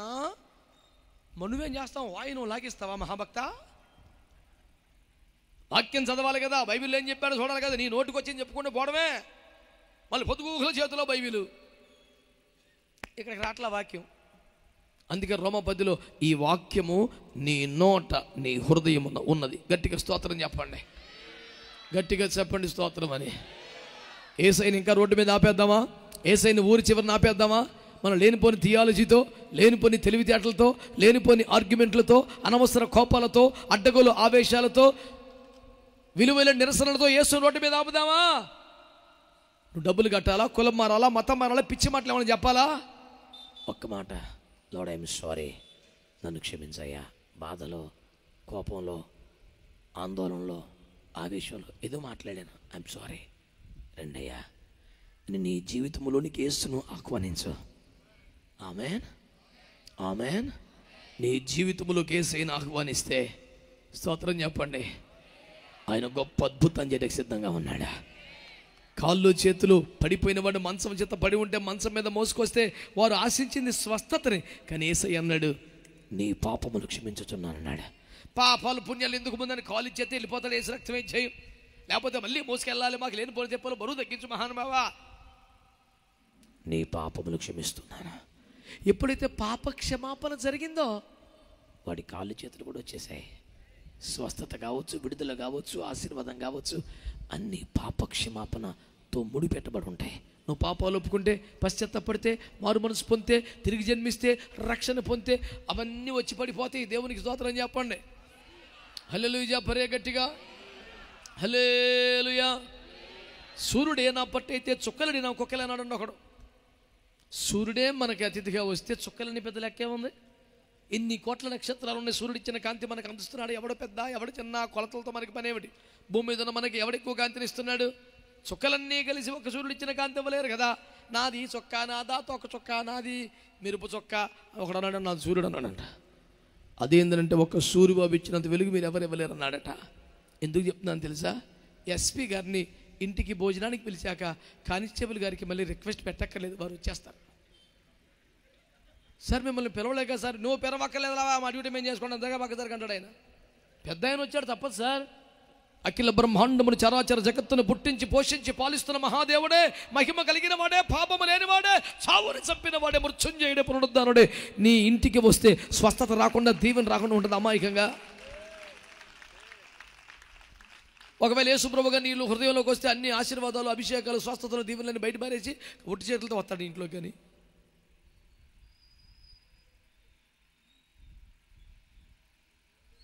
ఎందుకు ఆపుతున్నా వేసైను? నీ తెలివా, నీ సిద్ధాంతమా, థియాలజీయా, సబ్జెక్టా, రెవల్యూషన్సా? ఎక్కువ మాట్లాడి ఆశీర్వాదాలు పొందలేకపోతున్నావు. ఈ రాత్రి ఈ సభ ద్వారా దేవుడు అంటున్నాడు, నేను ఆ సమాధులు తెరిపించేదను, మిమ్మల్ని మరలా బయటికి రప్పించేదను. ఇంకా హోప్స్ లేవనుకున్న కేసు ఏదైనా ఉంటే, ఇంకా అవకాశం లేదన్న పరిస్థితి ఏదైనా ఉంటే, ఈ రాత్రి నా దేవునితో మాట్లాడుతున్నాడు. ఆ ఫైల్ మళ్ళీ రీఓపెన్ చేస్తాడు, అద్భుతం జరిగిస్తాడు. నీవు కోరునట్లు నీకు జరుగునుగాక అన్న ఘడియలోనే అద్భుతాన్ని సొంతం చేయగలడు. నేటికి మారని మహిమగల యేసయ్యకు చేతులెత్తి స్తోత్రం చెప్పండి. హల్లెలూయా. నేను ఆ సమాధులను తెరిపించదను, బయటికి రప్పించదను. మా ఎముకలు ఎండిపోయాయి, మా ఆశలు విఫలమైపోయాయి, మా జీవితాలు నాశనం అయిపోయాయి అనుకుంటున్నావు కదా? లేదు లేదు లేదు లేదు. ఆశలు చిగురింపజేసే దేవుడు ఒకడున్నాడు. సమస్తమును నూతనముగా మార్చివేసే అద్భుతమైన దేవుడు ఉన్నాడు. ఆయనకి స్తోత్రం చెప్పండి గట్టిగా. హల్లెలూయా. రాజుల 2వ గ్రంథము 6వ అధ్యాయంలో ఒక వచనం చదివి పెట్టండి. నేను మీకు వాగ్దానం చేసిన సమయానికి విడిచిపెడతాను తప్పకుండా. రాజుల 2వ గ్రంథము 6వ అధ్యాయం 6, 7 వచనాలు. ఆ దైవజనుడు అదెక్కడ పడినని అడిగెను. వాడు అతనికి ఆ స్థలమును చూపింపగా అతడు కొమ్మ ఒకటి నరికి నీళ్లలో వేయగా గొడ్డలి తేలెను. ఒక్కసారి గట్టిగా ఆమేన్ అనండి. ఆమేన్ అన్నారా భక్తులందరూ? ఒక మంచి స్టేట్మెంట్ చెప్తాను, నాతో పాటు చెప్పండి. గొడ్డలి తేలెను, మీ మౌనం నశించునుగాక. అది గొడ్లను తేల్త, నువ్వు తేల్తలేదని సిద్ధాంతం మండిపో, తేలరా బాబు. ఓర్ని డేనామేసిన పుణ్యం అంటే గొడ్డలి తేలిపోయింది, నువ్వు ఇంకా అందులో మునిగే ఉన్నావు లేక. చెప్పండి, గొడ్డలి తేలెను, సైన్స్ ఓడెను. ఒక పవర్ఫుల్గా స్తోత్రాలు చెప్పండి ఒకసారి గట్టిగా. ఏమైనా ఓపుకుంటే సపట్లు కొట్టి గట్టిగా. శాస్త్ర సాంకేతిక రంగాల్లో వైజ్ఞానిక పురోభివృద్ధిని సాధించినటువంటి కాలంలో ఇంకా మతం, అద్భుతం, దేవుడు ఏమంటారా పిచ్చివాడా అన్నాడు ఒక పెద్ద మనిషి. నేను అంటాను, మొత్తము సైన్స్ అయితే దేవునికి స్తోత్రం.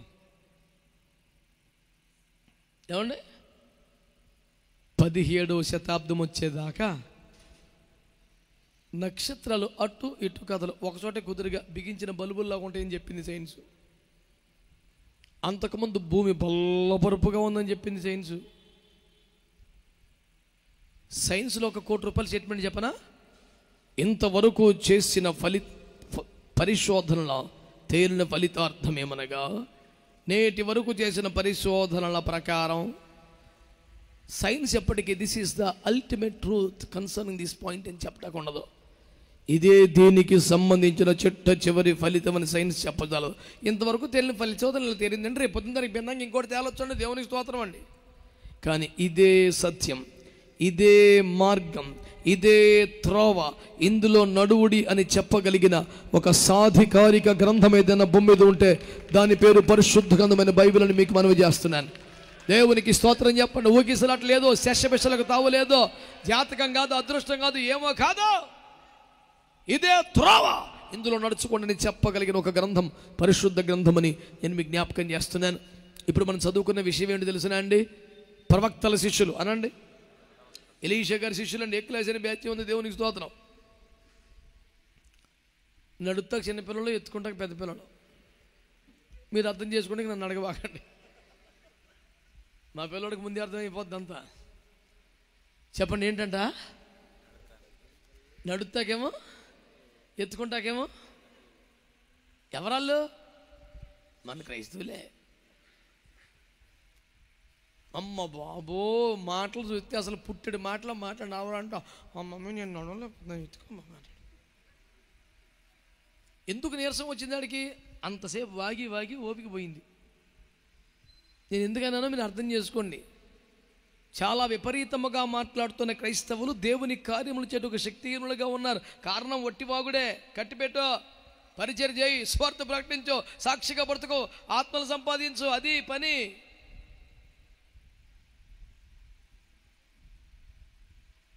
నేను ఎప్పుడు చెప్తాను ఒక మాట, సాక్షిగా బ్రతకడం అంటే సాక్ష్యం చెప్పడం కాదు.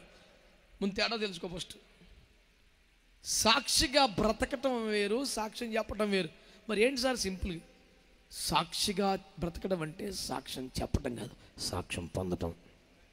అది బతుకంటే క్రైస్తవ జీవితం. మరి నేనండి ఒకసారి అండి ఇలాంటి ఎవడనే చెప్తాడు, కూర్చోవా. ఇంకొకడు ఉన్నాడు బైక్ పట్టుకుంటే, నేను ఒకసారి మరి అమెరికా దేశం వెళ్ళినప్పుడు అంటే, ఇప్పుడు అది ఏమున్నది అక్కడ వచ్చింది, ఈడు అమెరికా వెళ్ళినట్టే మనకు తెలియాలి. ఇప్పుడు అందుకు తగినట్టుగా తెలుగుని ఇంగ్లీష్లో మాడతారు. మా దేవుని బిడ్డలో రాకొచ్చాం బామో అవచ్చా చాలా బాగా. ఆడిక్కడోడే 2 సంవత్సరాలు వెళ్ళాడు అమెరికా అండి. అటు నుంచి రాగానే వచ్చాక చాలా కాలం ఉప్పు కారం తగ్గిపోతుందని సప్లి కూడా తినుంటాడు, బిడ్డ మొక్కలు తినుంటాడు, జామున ఉంటాడు. వీడికి ఏముంటో తిండి అని చెప్పేసి మనోడు ఏం చేశాడంట, పచ్చి రొయ్యలు, పీతలు ఇవన్నీ వండి పెట్టారంట. సముద్ర ప్రాంతం కదండి మరి, అంతేనాను.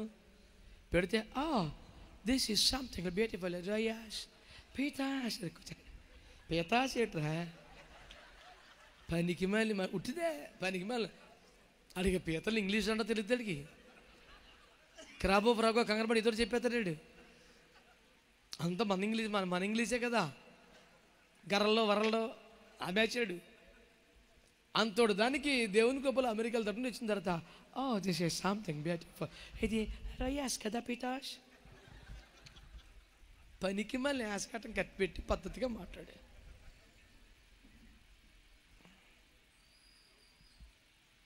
విచారకరంగా అలాంటి సందర్భంలో నేనున్నాను అక్కడ. నాకు అలాంటి చాలా చిరాకు వచ్చేది కదా. వెంటనే ఏమన్నాడంటే, హ్యాడ్కి అన్నీ వచ్చా, పనికి మళ్ళీ పోజు కొడుతున్నాడు బుద్ధి లేనాడు. అలా అనగానే, బ్రదర్ మీరు అలా మాట్లాడుకోదండి, ఇప్పుడు బాగా మాట్లాడుతున్నావు కదరా, ఇది ఒరిజినాలిటీ, పద్ధతిగా మాట్లాడు, నీ సోకు ఉపసంహరించుకో, నా వ్యాఖ్యలు ఉపసంహరించుకుంటాను అన్నాను. అన్నా వదిలేయన్నా అన్నాడు. అది వదిలే, క్రమంగా వచ్చాయి. ప్రభుకి స్తోత్రం చెప్పు, మంచిగా చెప్పండి హల్లెలూయా. పుట్టిదే నేను అక్కడ వెళ్ళినప్పుడు ఓసారి ఇక్కడ ఓసారి అక్కడ, అది ఎక్కడేముందో చెప్పరా, నీ సోది మాకేలా. ఒక వాక్యం చదవటం కాసేపు డబ్బా. తెలుగు మహాసభలు, ప్రపంచ తెలుగు మహాసభలు హైదరాబాద్లో పెడితే కేసీఆర్ గారు మాట్లాడితే ఏమన్నారు చెప్పవారి గవర్నమెంట్లో? సొంత డబ్బా, పర డబ్బా, పరస్పర డబ్బా, మొత్తం డబ్బా ఏమి లేదు అన్నాడు. అంతే, స్వడబ్బా, పరడబ్బా, మొత్తం పరస్పర డబ్బా, డబ్బా తప్ప ఏమి లేదు. నేను చెప్పే సువార్త ఏంటంటే బిడ్డలారా, ఈ ప్రవక్తల శిష్యులు, ఎలీషా శిష్యులు, దైవజనుడా నీ వద్ద స్థలము ఇరుకుగా ఉన్నది, నీ స్థలమైతే యోర్దాను అద్దరికి పోయి తల ఒక బాణానికి తల ఒక పాకే చేసుకుంటాం. ఒరి దుర్మార్గులారా, నిజంగానే ఇరికైతే నిజంగానే ఇరికైపోతే, శిష్యులు ఎక్కువైపోతే, ఫెయితో కట్టకట్లాడిపోతే, రూము సాలకపోతే, యోర్దాను దాటి అవతలికి వెళ్ళే కెపాసిటీ ఉంటే, మనం నరికే కెపాసిటీ ఉంటే, గొడ్డలు నీ దగ్గర ఉంటే, తల ఒక పాకేసుకునే బుద్ధి నీకు ఎందుకు వచ్చిందిరా? ఇదే పెద్దలు కట్టొచ్చుగా. కట్టడాడు, ఇంతకాలం ఇక్కడ తిన్నాడు, ఇక్కడ ఉన్నాడు, ఇక్కడ బలపడ్డాడు, మరి ఫెయితో మిరికైపోయింది అంటున్నాడుగా, పెద్దలు కడతామన్నాడు కదా. మరి తలా ఒక మ్రాను నరికి పెద్ద ఫెయితో కడతామయ్యా అనొచ్చుగా. అండో తల ఒక మ్రాన్నరికి ఎవడు కొంపడు కట్టేసుకుంటాం అన్నాడు. తిన్నది ఎక్కడ? బలపడింది ఎక్కడ? ఈ స్థాయికి వచ్చింది ఎక్కడ? డెవలప్ అయ్యాక ఎక్కడ? ఆడిపాకాడు. కరెక్టేనా? సైలెంట్ అయిపోయారు భక్తులు. తగిలేస్తుంది ఎక్కడో కొట్టలే, ఏసు రక్తమే లోపల మెదిలేస్తుంది ఒకటికి. అవి బాబాయ్ చూసేసినట్టుగా చెప్పేసాడండి. అదేం వరం కాదు, వాక్యమే చెప్తున్నాను. లేనిపోయిన టైట్లు ఏమో నాకు కట్టబాకండి. అది దేవుని వాక్యం యొక్క శక్తి, మన టాలెంట్ కాదు. సమకాలీన మానవ జీవిత పరిస్థితులకు అర్థం పట్టగలిగిన కెపాసిటీ దేవుని వాక్యానికి ఉంది. దేవునికి స్తోత్రం చెప్పారా? చూడండి ఎంత దుష్టబుద్ధి అండి. ఇరుకైపోయిందంట, తల ఒక పాకేసుకోవాలి. తల ఒక పాకేటి ఏంట్రా? మరి మీరందరూ డెవలప్ అయిపోయి పెద్దోళ్ళపై తలొక పాకేసేసుకుంటే పెద్ద ఆయన ఎక్కడ ఉంటాడు? ఆ ఇరికింట్లో ఉంటాడా? ఆ పాత కొంపలో ఉంటాడా? ఆ నులక మంచంలో ఉంటాడా? ఆ కుక్కిన మంచంలో పడి ఉంటాడా? ఆయన అలా సత్యం మనకి ఎందుకంటే ఉపదేశం నేర్పేశాడు కదా. ఆరాధన చేతం వచ్చేసింది, మధ్యలో ఓయ్ ఓయ్ అంటం వచ్చేసింది, ఖటో అంటం వచ్చేసింది, విజిటింగ్కి వెళ్తే ఏం చెప్పాలో వచ్చేసింది, ఉపాస కొట్టడం ఏం చెప్పాలో వచ్చేసింది, ఆరాధనలు ఏ వరవాలో వచ్చేసింది. ఇంకా ఐగరితో పనే ఉంది. ఓరి దుర్మార్గ శిష్యులారా, తప్పురా. నిజమైన శిష్యులైతే ఏం చేయాలి సార్? అయ్యా ఇల్లుగా ఉంది, తలకొక నరకొత్త కొంచెం పెద్ద ఇల్లు కడదాం, మధ్యలో పెద్ద రూమ్ మీకు వేస్తాం, మీరు ఉండండి, చుట్టూ మేము ఉంటామయ్యా. ఏది అసలు మనసు? సరే వీడు సొంత బాగా వేసేస్తున్నాడు, అడవుడు చేస్తున్నాడు కదా. వీడు గొడ్డలు పట్టుకొచ్చాడు. ఈ గొడ్డలు ఎక్కడది చెప్పండి. ఎప్పుడు తెచ్చాడు? చెప్పడం. ఎవరి దగ్గర తెచ్చాడు? చెప్పడం. ఈ అయ్యగారిని ఎవరైతే బాధ పెట్టాడో, కష్టపెట్టాడో, రోజు దూషిస్తాడో ఆడి దగ్గరికి వెళ్ళి తెచ్చాడు గొడ్డలీడు. ఉండేది ఎక్కడా? ఈ అయ్యగారి దగ్గర. తినేది ఎక్కడా? ఈ అయ్యగారి దగ్గర. కష్టం ఎవరిది? ఈ అయ్యగారిది. కన్నీరు ఎవరిది? ఈ అయ్యగారిది. గొడ్డలు ఎవరిది? అమ్మ శిష్యుడా రే, శిష్యుడా రే, ఈడు ఎరువు తెచ్చిన గొడ్డలు అయ్యగారి ఇంట్లో పెట్టాడు. మళ్ళీ ఇది ఎప్పటి నుంచో నూరు పెట్టాడు, కత్తి రెడీగా కొట్టలే. రోజు పొద్దున్న అయ్య దగ్గరికి వెళ్తున్నాడు. ఏంట్రా? ఏం లేదయ్యా. వీళ్ళు గుమ్మాలు నిలబడకపోతే ప్రార్థన చేసుకో, వాక్యం చదవ. అలాగేనయ్యా. వీడు వెళ్ళి మళ్ళీ మోకాలు ఇచ్చింది కూడా, ప్రభా తొందరగా బయటపడే మార్గం తిరుగుతండ్రి. వీడి ప్రార్థన అదే. ఒక రోజు రానే వచ్చింది, దైవజనుడా నీ సెలవితే యోర్ధన్ అందరికి వెళ్ళి తల ఒక మనడానికి. అబ్బా ఆడు అడావుడు చూడు, వెళ్ళాడండి. తల ఒక మనం నడుద్దాం ఉన్నాడు, పైకి నుంచున్నాడు. ఇదే చివరి రోజు, దుఃఖ దినములు సమాప్తులైన ఈరోజు విడుదల వచ్చింది. హల్లెలూయా. విడుదల మహోత్సవం, ప్రార్థనా కోవటం. ఈరోజు నడిపింపు లేదు, అప్పగించుకోవటం లేదు, అజమాయిషి లేదు, లెక్క పక్కర్లేదు, మన ఇష్టం. అప్నా మర్జీకా రాజా. ఎవరికి దండం పెట్టక్కర్లేదు, చేతులు కట్టుకోక్కర్లేదు, స్వాతంత్రపాదనకి అక్కర్లేదు, ప్రతి 100 రూపాయలకి లెక్క అప్పచెక్కర్లేదు, మన ఇష్టం అని ఉద్యమం నరికేస్తున్నాడు. గొడ్డలు పడిపోయింది. అందులో ఏం పడిపోయింది? ఏం మిగిలింది? ఏం మిగిలింది? పెద్ద ఆయన రాశాడుగా, కట్టె మిగిల్చింది కన్నీటి గాథ. మరి కన్నీటి గాథ కాకపోతే గొడ్డలు వెళ్ళిపోయింది కదరా. కట్టే మిగిలింది, ఏసు రక్తం నెత్తిని కొట్టుకోవాలి. ఏమి లేదు ఇప్పుడు కట్టే. అయ్యో దైవజనుడా నా ఏలిన వాడా, ఏడేళ్ళని ఇచ్చేవరా నువ్వు? కష్టం వచ్చి పీకల మీదకి వచ్చి నా ఏలిన వాడు. వీడు ఎప్పుడు ఏళ్ళని ఇచ్చాడు? వీడు ఎప్పుడు అప్పగించుకున్నాడా? వీడు అప్పగించుకున్నాడు తెలియకుండా కొంపకి వెళ్తాడా? తెలియకుండా గొడ్డలు తెస్తాడా? ఈయన కొంపలను తెస్తాడా? సపరేట్ ప్లాన్లు వేస్తాడా? వేరే గుడిసి కూటం పెడతాడా? ఉట్టిదే ఏలుని వాడా. అయ్యా నాన్నగారు, వీడి మాటలు చూస్తుంటే నిజమైన కుమారుడు తిమోతి అనుకుంటాం మనం. కాదు నాన్న, తిమోతి కాదు నాన్న, అస్సలు కాదు. ఆడెవడు తెలుసా?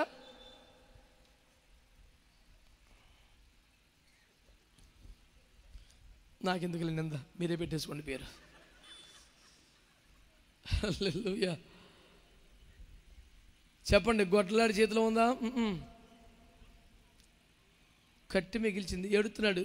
అప్పుడు దైవజనుడు వచ్చి అది ఎక్కడ పడేనో అనండి ఒకసారి గట్టిగా. పడిపోయిన ప్రభా, ఓడిపోయిన ప్రభా, ఏడుతాం కదా. ఎక్కడ పడిపోయావా చూడరా ఫస్ట్. అసలు ప్రార్థనలో పడిపోయావా? ఆరాధనలో పడిపోయావా? పరిశుద్ధులో పడిపోయావా? మాటల్లో పడిపోయావా? సాక్ష్యం కోల్పోయావా? అసలు ఎక్కడ పడిపోయావా? ఏడు ఫస్ట్. పడిపోయిన ప్రభా, పడిపోయిన ప్రభా, అర్థం పడుతున్నా అడ్డుకోలు. ఒక తప్పుడు ప్రార్థన కాదు. ఎక్కడ పడిపోయావు? ఏ విషయంలో పడిపోయావు ప్రభా? డబ్బుల విషయంలో పడిపోతున్నాను, స్త్రీల విషయంలో పడిపోతున్నాను, పురుషుల విషయంలో పడిపోతున్నాను, టీవీల విషయంలో పడిపోతున్నాను, సెల్ ఫోన్లో పడిపోతున్నాను, చెత్త చూసేస్తున్నాను. ఏదో చెప్పు ముందు. ఈ రాత్రి అయినా సరే నువ్వు ఎక్కడ పడిపోయావో, నీ పడిపోయిన స్థలం చూపించగలిగితే, నువ్వు కోల్పోయిన గొడ్డల్ని మళ్ళీ తిరిగి తేవడానికి నా దేవుడు సిద్ధంగా ఉన్నాడు. ఒప్పుకో కరెక్ట్గా. ఒప్పుకో కరెక్ట్గా దేవుని దగ్గర. ఈ మాట వినండి. ఎక్కడ అని అడిగితే చూపించాడు. ఒక లేత కొమ్మనట్ల కోసి, చిత్రం చెప్పనా, లేత కొమ్మను నరికి లేత కొమ్మను కోసి, ఎవరు చేస్తారు ఈ పని? గొడ్డలు తేనోడు, గొడ్డలు లేనోడు. అభిషేకం ఉంటే యేసు రక్తమే జయం. ఆ కొంపకి వెళ్ళి గొడ్డలు తెచ్చి ఈ మంచం కింద దాచి ఈ బ్యాగులు పెట్టి నా అక్కర్లేదురా, ఇది చేస్తాం, యేసు రక్తమే జయం. ఒక్కడ మాట్లాడు చూడండి. ఇప్పుడు మా అయ్యగారు పెద్ద అయిననే తప్పండి, మన దగ్గర ఉన్న గొడ్డలు ఆయన దగ్గర లేదు. నీ సబ్జెక్ట్ మండిపోను, నువ్వు ఆ ప్రసంగం ఈ ప్రసంగం ఏరుకొచ్చి రాసిన ఎంగిలి పాయింట్ల కన్నా ఇక్కడ మ్యాటర్ ఎక్కువ ఉంటుంది. యేసు రక్తమే జయం. స్తోత్రం చెప్పరే. ఫేస్బుక్ తగలబడింది, యూట్యూబ్ తగలబడింది. శనివారం కల్లా మొత్తం 50 ప్రసంగాలన్నీ 50 పాయింట్లు రాసి అందులోంచి 10 ఫిల్టర్ చేసి ఆదివారం వాళ్ళ ముఖాన్ని కొడితే ఎంగిలి కూడి దీన్ని మొత్తం రోగులైపోతున్నారు విశ్వాసులు. మోకాల మీద పడి దేవుని దగ్గర ఒక మాట పొందుకొని చెప్తే అందరూ బలపడుతారు కదా. ఈయన ప్రసంగంలో ఒక పాయింట్, ఆయన పాయింట్లో ఒక లైన్ మొత్తం లాగి మళ్ళీ దానికి కలరింగ్ ఏంటి తెలిసిన? మరి ఉదయకాలము ప్రార్థించుచుండగా ప్రభువు నాతో మాట్లాడి, ఏ వీడితో మాట్లాడుతున్నాడా ఏంటి? వీడితో మొన్న ఒకటికి అదే చెప్పాను సువార్త. నాన్న నువ్వు దేవుని సేవ చేయాలని నాన్న తల్లిదండ్రులు సమర్పించారు, సేవ కొరకే పెంచారు నిన్ను. చిన్నప్పటి నుంచి నువ్వు అదే ఆలోచనలో పెంచబడ్డావు. కానీ ఇప్పుడు కొత్తగా పెద్ద అయ్యాక నువ్వు సేవకి విరుద్ధంగా వెళుతున్నావంటే అదేం లేదన్నా. ప్రభు నాతో మాట్లాడితే వస్తానని పిలవమను, వచ్చేస్తాను అన్నాడు. నేను అన్నాను, నీకు ఇప్పుడు నీ ఎమ్మెల్యే గారు ఫోన్ చేశారా అన్నాను. మనకల్లా చేస్తారన్నా పెద్దవాళ్ళు కదా. నీకు ఎమ్మెల్యే ఫోన్ చేయడు కదా, చెప్పండి మిగతా. ఈ రేంజ్ కంటే వేసినప్పుడు డైరెక్ట్గా నీకు కేకేయాలండి. రే నీకు అంత మ్యాటర్ ఉంది ఎట్రా? స్తోత్రం చెప్పండి. ఎలీషా అంతటి దైవజనుడే మా గురువు గారికి చెప్తే నాకు చెప్పినట్టు అని ఫీల్ అయ్యి వచ్చేసాడు సార్. ఎలీషాకి దేవుడు స్వరం విన్నాడా? దర్శనం చూశాడా? నా కుమారుడా ఎలీషా రమ్ము అని వచ్చిందా వాయిస్? పలపలపలమంటూ ఉరుములు మెరుపులతో పిడుగులతో దద్దరెళ్ళిపోతుండగా అందులో నుంచి మై సన్ అన్నాడా? నోవో కుటుంబంలో భార్య మిగతా పిల్లలు వీళ్ళందరికీ దర్శనం ఉందా? తన ఆత్మీయ తండ్రి దైవజనుడి దర్శనమే నా దర్శనం అనుకున్నారు. వారు చెబితే దేవుడు చెప్పినట్టు నమ్మారు. వాళ్ళందరూ సేవలో బేభత్సంగా వాడబడ్డారు. వీడికి అట్లా ఉండదు. వీడికి సపరేట్గా SMS రావాలంట. మొన్న ఒక పిల్ల చెప్పింది నాకు, బిడ్డ బాప్తిజం పొందామంటే అదే కనిపెడతాను అంకులు. బాప్తిజం కనిపెడతామేంట్రా? బాప్తిజం పొందమని పాస్టర్ గారు చెప్తున్నారండి, కానీ దేవుని చిత్తం కోసం కనిపెడతానంటే బాప్తిజం పొందడం దేవుని చిత్తమా కాదా అని ఇప్పుడు ఇంకా ఆలోచిస్తుందంటే సైతానికా బేటీ తూ క్యా బాత్ కర్తే రే.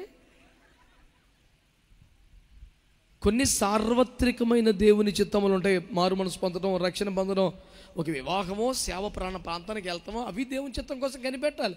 అంతేగాని నేను బాప్తిజం పొందనా వద్దా, రాత్రి అంతా కూర్చొని ఉందండి సీట్లు వేసుకొని ఏ సీటీ పలుకుతుందా చిత్రం చెప్పనా? 3 సీట్లు కూడా వద్దనే రాసింది. ఇదా ఇదా ఇదా ఇదా ఇదా అంటే 3 ఉద్యోగమనే ఉన్నాయి. ఏది తీసినా ఉద్యోగం. కట్టె మిగిల్చిన కన్నీటి గాథలా మిగిలిపోతావు. గొడ్డలు వెళ్ళిపోయింది, ఎప్పుడో కట్టె మిగిలింది, నెత్తికేసి కొట్టుకోవటం ఏముండదు. కొట్టం కోయబడిన కొమ్మ గొడ్డలి ఎక్కడ పడిందో అక్కడ వేస్తే విచిత్రముగా మునిగే స్వభావం లేని ఆ లేత కొమ్మ, పచ్చి కొమ్మ నేలలో మునిగిపోయింది. మునిగి తేలని స్వభావం ఉన్నటువంటి గొడ్డలిని పైకి తీసుకుని వచ్చేసింది. చేతులు ఎత్తేసి స్తోత్రం చెప్పండి.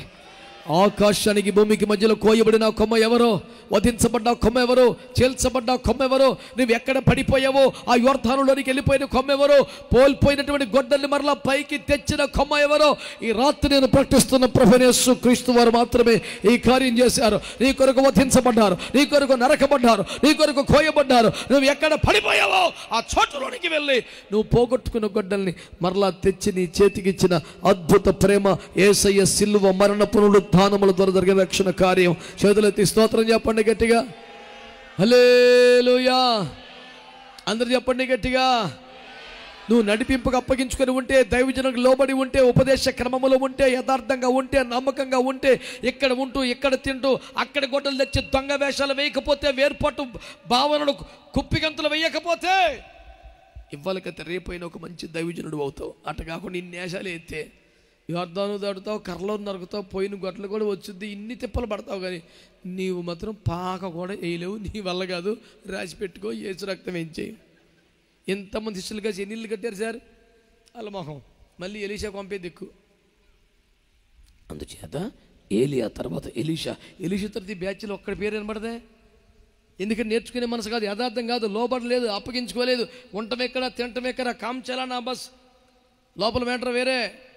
ఇటు వేరే పుస్తకం తెచ్చాడు, వేరే గొడ్డలు తెచ్చాడు, దానికి పదులు లేదు, అదొక దరిద్రం. అద్దాసి పెట్టాడు కొంపలో. నమ్మకముగా యథార్థముగా దైవజనుని ప్రేమించకుండా వెంబడించకుండా సంఘానికి మాత్రం రావడం, లైకులు వేరే చోట, కవర్లు వేరే చోట. ఈ బ్యాచ్కి పాక పూర్తి అవ్వదు. యేసు రక్తమే జయం.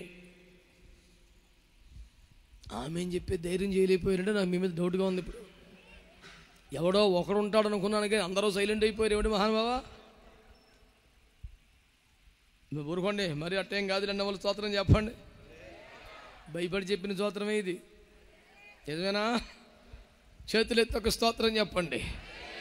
ఈరోజు నా ప్రభువు సమాధులను తెరిపించి జీవమును మరలా రప్పించి, ఇక వల్ల కాదు, ఈడు మారడో, ఈ కుటుంబం పైకి రాదో, ఈడి సేవ బాగుపడదో, ఈడి బతుకు నిలబడదో అని క్లోజ్ చేసిన ఫైల్స్ రీఓపెన్ చేసి నూతన కార్యాలు దేవుడు చేయబోతున్నాడు.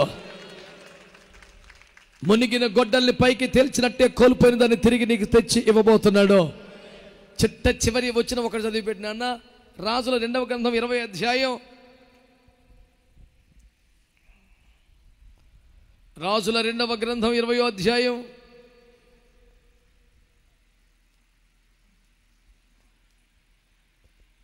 10 చదివేండి నేరుగా. 10. అందుకు హిజ్కియా ఇట్లనెను, నీడ 10 మెట్లు ముందరికి నడుచుట అల్పము గాని నీడ 10 గడులు వెనుకకు నడుచుట చాలును. ప్రవక్తయగు యెషయా. చాలండి. థ్యాంక్ యూ సో మచ్ నాన్న. తలలు పైకెత్తి నా వైపు చూస్తున్నారా మీరు అందరూ? ఒకసారి చేయాలండి. Are you are here? హల్లెలూయా. బెత్లెహేములో కరువు వచ్చిందని, మోయాబులో మొద్దు దొరుకుతుందని, మొద్దు కోసం బెత్లెహేము వదిలేసి మోయాకి వెళ్ళిపోతే అక్కడికి వెళ్ళి చచ్చిపోయారు భక్తులు. ఇక్కడుంటే చచ్చిపోతామని అక్కడికి వెళ్ళి చచ్చిపోయారు. చచ్చినా పర్లేదు, ఇక్కడ వాళ్ళందరూ బతికే ఉన్నారు. దేవుని స్తోత్రం, మీ అందరికి వందనాలు. 2 చినుకులు పడేపాటికి మొలకెత్తిపోతాను. మొక్కజొన్న గింజలు పరిగెత్తికి వెళ్ళిపోయినాయి కొన్ని. తడితే తడిసా. ఎప్పుడు స్కూల్కి వెళ్ళినప్పుడు చదవలేదా, పనికి వెళ్తే తడవలేదా, ప్రయాణంలో తడవలేదా, ఎప్పుడు తడవలేదు. తడవకుండానే పెద్దల్లో ఏమా తడితే ఏమైందో పూట తడుద్దామని కూర్చొని అందరూ బెమ్మానంగా ఉన్నారు. దేవునికి స్తోత్రం. మాట్లాడుతుంది భక్తులు. అందరికీ వందనములు. సెపరేట్ అండి, అందరికీ వందనములు. ఎంత కమ్మగా ఉందో దానికి వెళ్ళి. ఎందుక ఇది ఏం చెప్తే ఏం చెప్పాలి తెలుస్తలేదు మీకు. దానికి హల్లోలి ఒకటి నేర్చుకున్నారు. చెప్పో, ఏం చెప్పాలంటే అదే చెప్పు. పెళ్ళికి సౌకోకే మంత్రం చదువుతావు అని నేర్చావు. స్తోత్రం చెప్పో. ఇప్పుడు కరెక్ట్. ఎప్పుడు పడితే అప్పుడే అదే పని అండి. ఇక ఈ ఒక్క మాట వినండి, వెళ్ళిపోదాం. హిజ్కియా రాజు భక్తి కలిగిన వాడు. దేవుని సమయం అయిపోయింది, నీవు బ్రతుకవు కనుక ఇల్లు చొక్కబెట్టుకో అని అంటే ఆయన అన్నాడు, అయ్యా నన్ను జ్ఞాపకం చేసుకోయ్యా అని ఏడ్చాడు. దేవుడు కనికరించి, నీవు కన్నీరు కాచుట విన్నాను, చూశాను, నిన్ను బ్రతికిస్తున్నాను, స్వస్థపరుస్తున్నాను, 3వ దినమున ఎక్కి మందిరానికి వెళ్ళిపోతావు, ఇది మొదలుకొని 15 సంవత్సరాల ఆయుష్ పొడిగిస్తున్నాను అని ఏ దైవజనుడైతే చనిపోతామని ప్రవచనం చెప్పాడు, అదే దేవుడు ఆ ఇంటి నడిమిశాల దాటి బయటికి వెళ్ళకముందే పిలిచి మరీ చెప్పించాడు. వినండి బిడ్డలారా, ఆశ్చర్యకరంగా నువ్వు బ్రతుకుతావు అంటే అన్నాడు, నిజముగా నేను బ్రతుకుతున్నట్టుకు ఏమైనా సూచన కలదా? అసలు బ్రతికిస్తాడు అని నమ్మకం లేకపోతే ఎందుకు ఏడిచావు నువ్వు? అద్భుతం చేయమని ఏడ్చేవాడికే అద్భుతం మీద నమ్మకం లేదు. ఎందుకు ఏడ్చాడు? అలవాటైపోయి ఏడిపోయి ఏడితే తప్ప నమ్మకం లేదు అడిగి. నన్ను స్వస్థపరచము అంటాడు. సరే నన్ను స్వస్థపరుస్తానంటే, అయ్య బాబా నిజంగానేనా ఏంటి 3వ రోజుకే? అయ్య బాబా 15 సంవత్సరాల అంటే కూడా దేవుడు సరేలే. యెషయా అంటాడు, నీడ 10 మెట్లు ముందుకు వచ్చింది కదా, ఇప్పుడు మరలా 10 మెట్లు వెనక్కి వెళ్ళిపోతే నమ్ముతావా అన్నాడు. స్తోత్రం చెప్పండి, హల్లెలూయా. మరలా 10 మెట్లు వెనక్కి వెళ్ళిపోతే నమ్ముతావా అన్నాడు. ఆశ్చర్యకరం, దేవుని బిడ్డలు గుండెలు బాదుకొని, రాజుగారు కదండి, తెలివి తక్కువడేం కాదు కదా, ఈ చేతి గడియారాలు గోడ గడియారాలు లేవు కదా, అంతా నీడ గడియారమే, ఎండ గడియారమే. 10 మెట్లు ముందుకు వచ్చిందంటే ఉదాహరణ 10 అయింది అనుకుందాం టైము. ఓ గంటకి ఎంత నీడ జరుగుద్దో దానికి ఒక పలక కట్టి పెట్టుకున్నారు మెట్టు. మళ్ళీ 10 మెట్లు వెనక్కి వెళ్ళిపోతే నమ్ముతావా అంటే ఏంటది? సూర్యుడు తాను ఉదయించిన దిశగానే మళ్ళీ 10 మెట్లు వెనక్కి వెళ్ళాలి. జరుగుద్దా? హలో, సూర్యుడు ముందుకు వచ్చినాడు, తూచి మళ్ళీ వస్తానే అని వెళ్తాడా? రివర్స్ గేర్ ఉంటుందా? ఈ సౌర కుటుంబంలో సూర్యుడు ఒక్కడే ఉంటాడా? మిగతా గ్రహాలన్నీ లేవా? వాటి వాటి కక్షలలో, నిర్ణీత వ్యవధులలో అవన్నీ తిరగడం లేదా? వాటి మధ్య ఆయుష్కాంత క్షేత్రాల వ్యవహారం అంతా పర్ఫెక్ట్గా లేదా? డిస్టెన్స్ అంతా ఒకటిని వెనకొచ్చేస్తానంటే కుదురుతుందా? అమ్మ బాబోయ్, మొత్తం భ్రమణములన్నీ మారాలా? మొత్తం ఒక బ్రేక్ వేసి రివర్స్ గేరేసి వెనక్కి తిరగాల ఏంటి? ఒక రోగి కోసం, ఓ క్యాన్సర్ పేషెంట్ కోసం, రాచపుండు పుట్టి చచ్చిపోయే మరణకరమైన పరిస్థితుల్లో ఉన్న వాడి కోసం, అద్భుతం కోసం ఏడుస్తున్న వాడి కోసం, అద్భుతం చేస్తానని చెప్పిన తర్వాత కూడా విశ్వాసం చాలక అల్లాడిపోతున్న ఒక బలహీన విశ్వాసం గల వాడి కోసం దేవుడు చిన్న చితక కాదు, అవసరమైతే కాల చక్రాన్ని వెనక్కి తిప్పి గ్రహముల యొక్క భ్రమణములను మాన్పి మళ్ళీ సూర్యుని వెనక్కి రప్పించి అతని మీద తన ప్రేమను నిరూపించడానికి సిద్ధపడి ఉన్న ఒక దేవునికి చేతులెత్తి స్తోత్రం చెప్పగలరా? హల్లెలూయా. సమాధిని తెరిపించాడు, పోయిన ప్రాణమును మరలా రప్పించాడు, మునిగిన గొడ్డల్ని పైకి తెచ్చుటకు కోయబడ్డ కొమ్మగా దిగి వచ్చాడు. ఈ రాత్రి చెబుతున్న సువార్తను విను.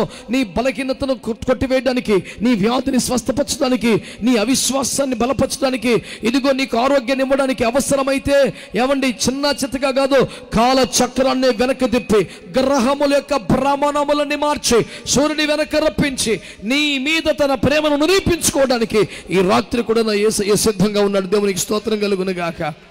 చెప్పండి గట్టిగా హల్లెలూయా. మా ఎముకలు ఎండిపోయాయి, మా ఆశలు విఫలమైపోయాయి, మేము నాశనమైపోయిన బాధపడుతున్న ప్రజలారా, మీరు ఇక దుఃఖపడవలసిన పని లేదు, మీరు కలవరపడవలసిన పని లేదు.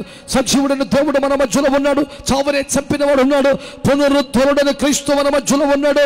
ఆయన వాక్యమై ఉన్నాడు, ఆయన ఆత్మ అయి ఉన్నాడు, ఆయన వెలుగై ఉన్నాడు, ఆయన సజీవుడిగా ఉన్నాడు. మృతుడైతిని కానీ ఇదిగో సదాకాలము యుగ సమాప్తి వరకు మీతో నేను సజీవుడిగా ఉన్నానని వాగ్దానం చేస్తున్న దేవుడు మన మధ్యలో మాట్లాడుతున్నాడు. నీ ఆత్మీయ జీవితమా, ఆర్థిక జీవితమా, కుటుంబ జీవితమా, మానసిక జీవితమా ఎక్కడ ఎప్పుడు ఏ రీతిగా పతనమైందో, నాశనమైందో ఈ రాత్రి చెప్పగలిగితే, ముందుకు రాగలిగితే, ఇదిగో ప్రభు ఇక్కడ పడిపోయినంటూ నీ సమస్య అంటూ చెప్పగలిగితే, ఇదంటే బాబు అంటూ ఆ జాగా చూపించగలిగితే, నువ్వు పోగొట్టుకున్న దాన్ని తెచ్చి ఇవ్వడానికి సిద్ధంగా ఉన్నారా? సమాధులు తెరిపించినట్లుగా, కోల్పోయిన మన్ని బతికించినట్లుగా, గొట్టలని పైకి తేల్చినట్లుగా, ఎద్దరికి వెళ్ళిపోయిన సూర్యుని వెనక రప్పించినట్లుగా ఎంత అద్భుతమైన చేసి నీ మీద తన ప్రేమను ధ్వజముగా ఎత్తడానికి ఈ రాత్రి కూడా యేసు సిద్ధంగా ఉన్నాడా? నీ కోపంతో, ఆవేశంతో, లేనిపోని థియలాజికల్ నాలెడ్జ్తో యేసును బయట ఆపుతావా? నీ జీవితంలోకి రాణిస్తావా?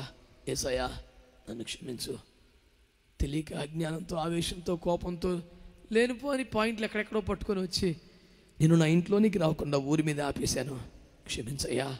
మీరు నా ఇంటికి రావాలి, నువ్వు నా సంఘానికి రావాలి, నా హృదయంలోకి రావాలి, నీకు అప్పగించుకుంటాను. నువ్వు నా కొరకు వధించబడ్డ గొర్రె పిల్లవే, నా కొరకు ఆకాశానికి భూమికి మధ్యలో కోయబడ్డ కొమ్మవే. నీవే రాకపోతే, వధించబడకపోతే, కొమ్మగా కోయబడకపోతే, నేను పడి ఉన్న చోటకి వెళ్ళకపోతే, యోర్దాన్లో దిగకపోతే, మునిగిన గొడ్డలి పైకి తేలే ఛాన్స్ లేదు. నా ఆత్మకు రక్షణ వచ్చే అవకాశం లేదు. నా స్థానానికి వెళ్ళావు, నన్ను పైకి తీసుకొచ్చావు, ఇదిగో నీకు లోబడుతున్నాను, నీకు అప్పగించుకుంటున్నాను, నా జీవితంలో కూడా అద్భుతం చేసేవాడివి నీవను నమ్ముతున్నాను అంటూ జీవితాలు దేవునికి అప్పగించుకుంటే మొదటి అద్భుతంగా రక్షణ నీకు ఇస్తాడు, రెండవ అద్భుతంగా సమాధానం నీకు ఇస్తాడు, మూడవది స్వస్థత, విడుదల. ఇవన్నీ పెద్ద లెక్కల విషయాలే కాదు. ఎంతమంది నమ్ముతున్నారో ఎంతమంది విశ్వసిస్తున్నారో వారందరి కోసం ప్రార్థన చేసే సమయం ఇది. నీ డబ్బులు అడగలేదు, నీ కులం అడగలేదు, నీ మతం అడగలేదు, నువ్వేం చేస్తావు ఒరగబెడతావు అడగలేదు. నీవు నమ్ముచున్నావా అని మాత్రమే అడుగుచున్న దేవుడు ఈ రాత్రి నిన్ను తాకడానికి సిద్ధంగా ఉన్నాడు. తలలు వంచి కళ్ళు మూసుకోండి, ప్రార్థన చేద్దాం. తలలు వంచి కళ్ళు మూసుకోండి, ప్రార్థన చేద్దాం. ఈ సభలో ఉన్నవారు కానీ, లైవ్ ద్వారా వింటున్నవారు, చూస్తున్నవారు కానీ, మీరు ఎక్కడ ఉన్నా సరే ఎంతసేపు ఓపికగా ఉండి ప్రార్థన చేసే చివరి 5 నిమిషాలు కళ్ళు తెరిచి చూసి అటు ఇటు తిరిగి కృపను పోగొట్టుకోవద్దని ప్రభు పేరిట మనవి చేస్తున్నాను. ఇంతసేపు ఉన్నారు కదా, మరొక 5 నిమిషాలు, మరొక 5 నిమిషాలు అలాగే దేవుని సన్నిధిలో ఉంటారా? పరిస్థితులు మార్చగల దేవుడు మన మధ్యలో ఉన్నాడు. చాలా మంది నిశ్శబ్దంగా ఉన్నారు. ఇంకా మహా అయితే 5 నిమిషాల గురించి మనం వెళ్ళిపోతాం. నా మనవి ఏంటంటే అందరూ కళ్ళు మూసుకొని నోరు తెరవచ్చు కదా, ప్రార్థన చేయండి. యేసయ్య ఏమన్నాడు తెలుసా? నాకు డబ్బులు ఇస్తేనే, మతం మారితేనే, పేరు మార్చుకుంటేనే అన్నాడా? డబ్బులు ఇస్తేనే అన్నాడా? ఆయన అన్నాడు, నేనిది చేయగలనని నీవు నమ్ముచున్నావా? రెండో ప్రశ్న, ఎక్కడ పడిపోయింది? చాలా మంది స్వరం ఎత్తట్లేదు. ఇంకా లోపల ప్రార్థన చేసుకోవడానికి ఇది ఏకాంత ప్రార్థన సమయం కాదు కదా.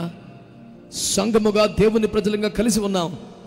చాలా మంది నిశ్శబ్దంగా నీ జీవితంలో ఒక అద్భుతం జరగాలని ఆశపడుతున్నావా? నీ జీవితంలో ఒక అద్భుతాన్ని కోరుకుంటున్నావా?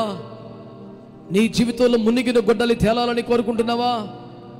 నీ జీవితంలో సమాధి చేయబడినట్టుగా క్లోజ్ అయిపోయిన పరిస్థితులు మళ్ళీ రీఓపెన్ కావాలని కోరుకుంటున్నావా? చాలా మంది ఇంకా నిశ్శబ్దంగానే ఉన్నారు. నా మాట వినిపిస్తుందా మీకు?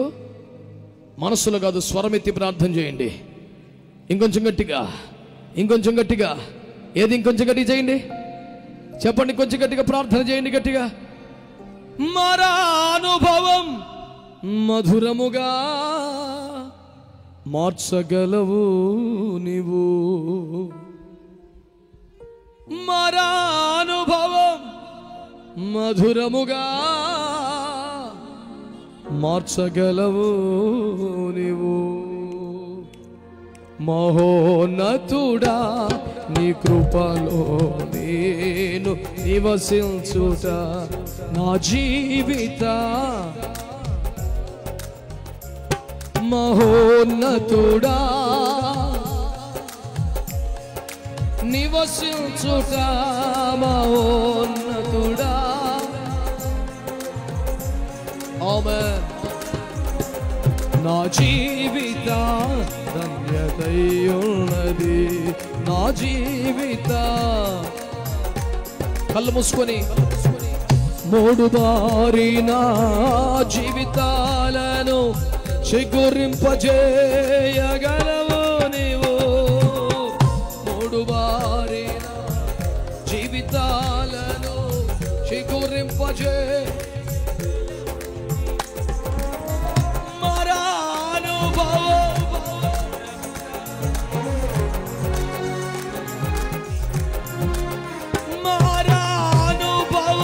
మధురముగా మార్చగలవు నీవు. నాతో చప్పట్లు కొడదాం. ఈ కృపలో నేను. ఈ రాత్రి పరిస్థితులు మార్చగల దేవుడు, మరణమునే జీవంగా మార్చగలడు. మునిగిన కొద్దల్ని పైకి తెచ్చినవాడు, పోయిన ప్రాణమును తెచ్చినవాడు. నువ్వు నోరు తెరవాలి కానీ, మొర్ర పెట్టాలి కానీ, ఇదిగో ప్రభా, ఇది నా కష్టం, ఇది నా అవసరం, ఇదిగో ఇక్కడ పడిపోయాను అని ఒప్పుకోగలిగితే నీ కోసం కాల చక్రాన్ని వెనక్కి తిప్పిన దేవుడు, భ్రమణములను మార్చిన దేవుడు, ఒక అద్భుతం చేయడానికి సిద్ధంగా ఉన్నాడు. సమాధులు తెరిచి పోయిన ప్రాణమును రప్పించిన దేవుడు, ఏమైనా చేయగలిగిన వాడు. ప్రార్థన చేయి, విశ్వసించు. ఈ రాత్రి నీకు అద్భుతం జరగబోతుంది. ఆమేన్. జీవజలముల ఊటైన నీయోరను నన్ను నాటితివా జీవజలముల ఊటయైన నీయోరను మహోన్నతుడా నీ కృపలో ఆమేన్. చప్పట్లు కొడుతూ పాడండి దేవుని సన్నిధిలో, స్తుతించండి దేవుని.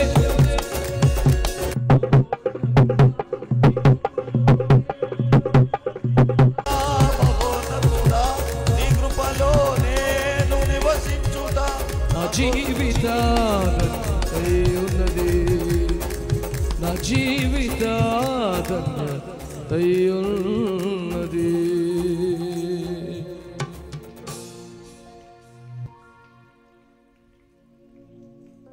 జీవజలముల ఊటయైన నీయోరను నన్ను నాటితివా. నువ్వు నమ్ముకుంటే, పాపాలు ఒప్పుకుంటే, విడిచిపెడితే, పశ్చాత్తాపడితే, అప్పగించుకుంటే నిన్ను గాలికి వదిలేసే దేవుడు కాదు కదా. నమ్మకమైన దేవుడు, మరణం వరకు నడిపించే దేవుడు. ఎంతమంది జీవితంలో రాత్రికి అద్భుతాన్ని ఆశపడుతున్నారు? నిజంగా ఆశపడుతున్నారా? మారా మధురం అయిపోవాలని కోరుకుంటున్నారా? నిజంగా విశ్వసిస్తున్నారా? మరి ఎక్కడ పడిపోయో దగ్గర ఒప్పుకోవడం సిద్ధంగా ఉన్నావా? నీ నమ్మకాన్ని ఒప్పుకోవడం సిద్ధంగా ఉన్నావా? అయితే చెప్పు, మారా అనుభవం మధురముగా మార్చగలవు, మారా అనుభవం మధురముగా మార్చగలవు నీవు, మహోన్నతుడా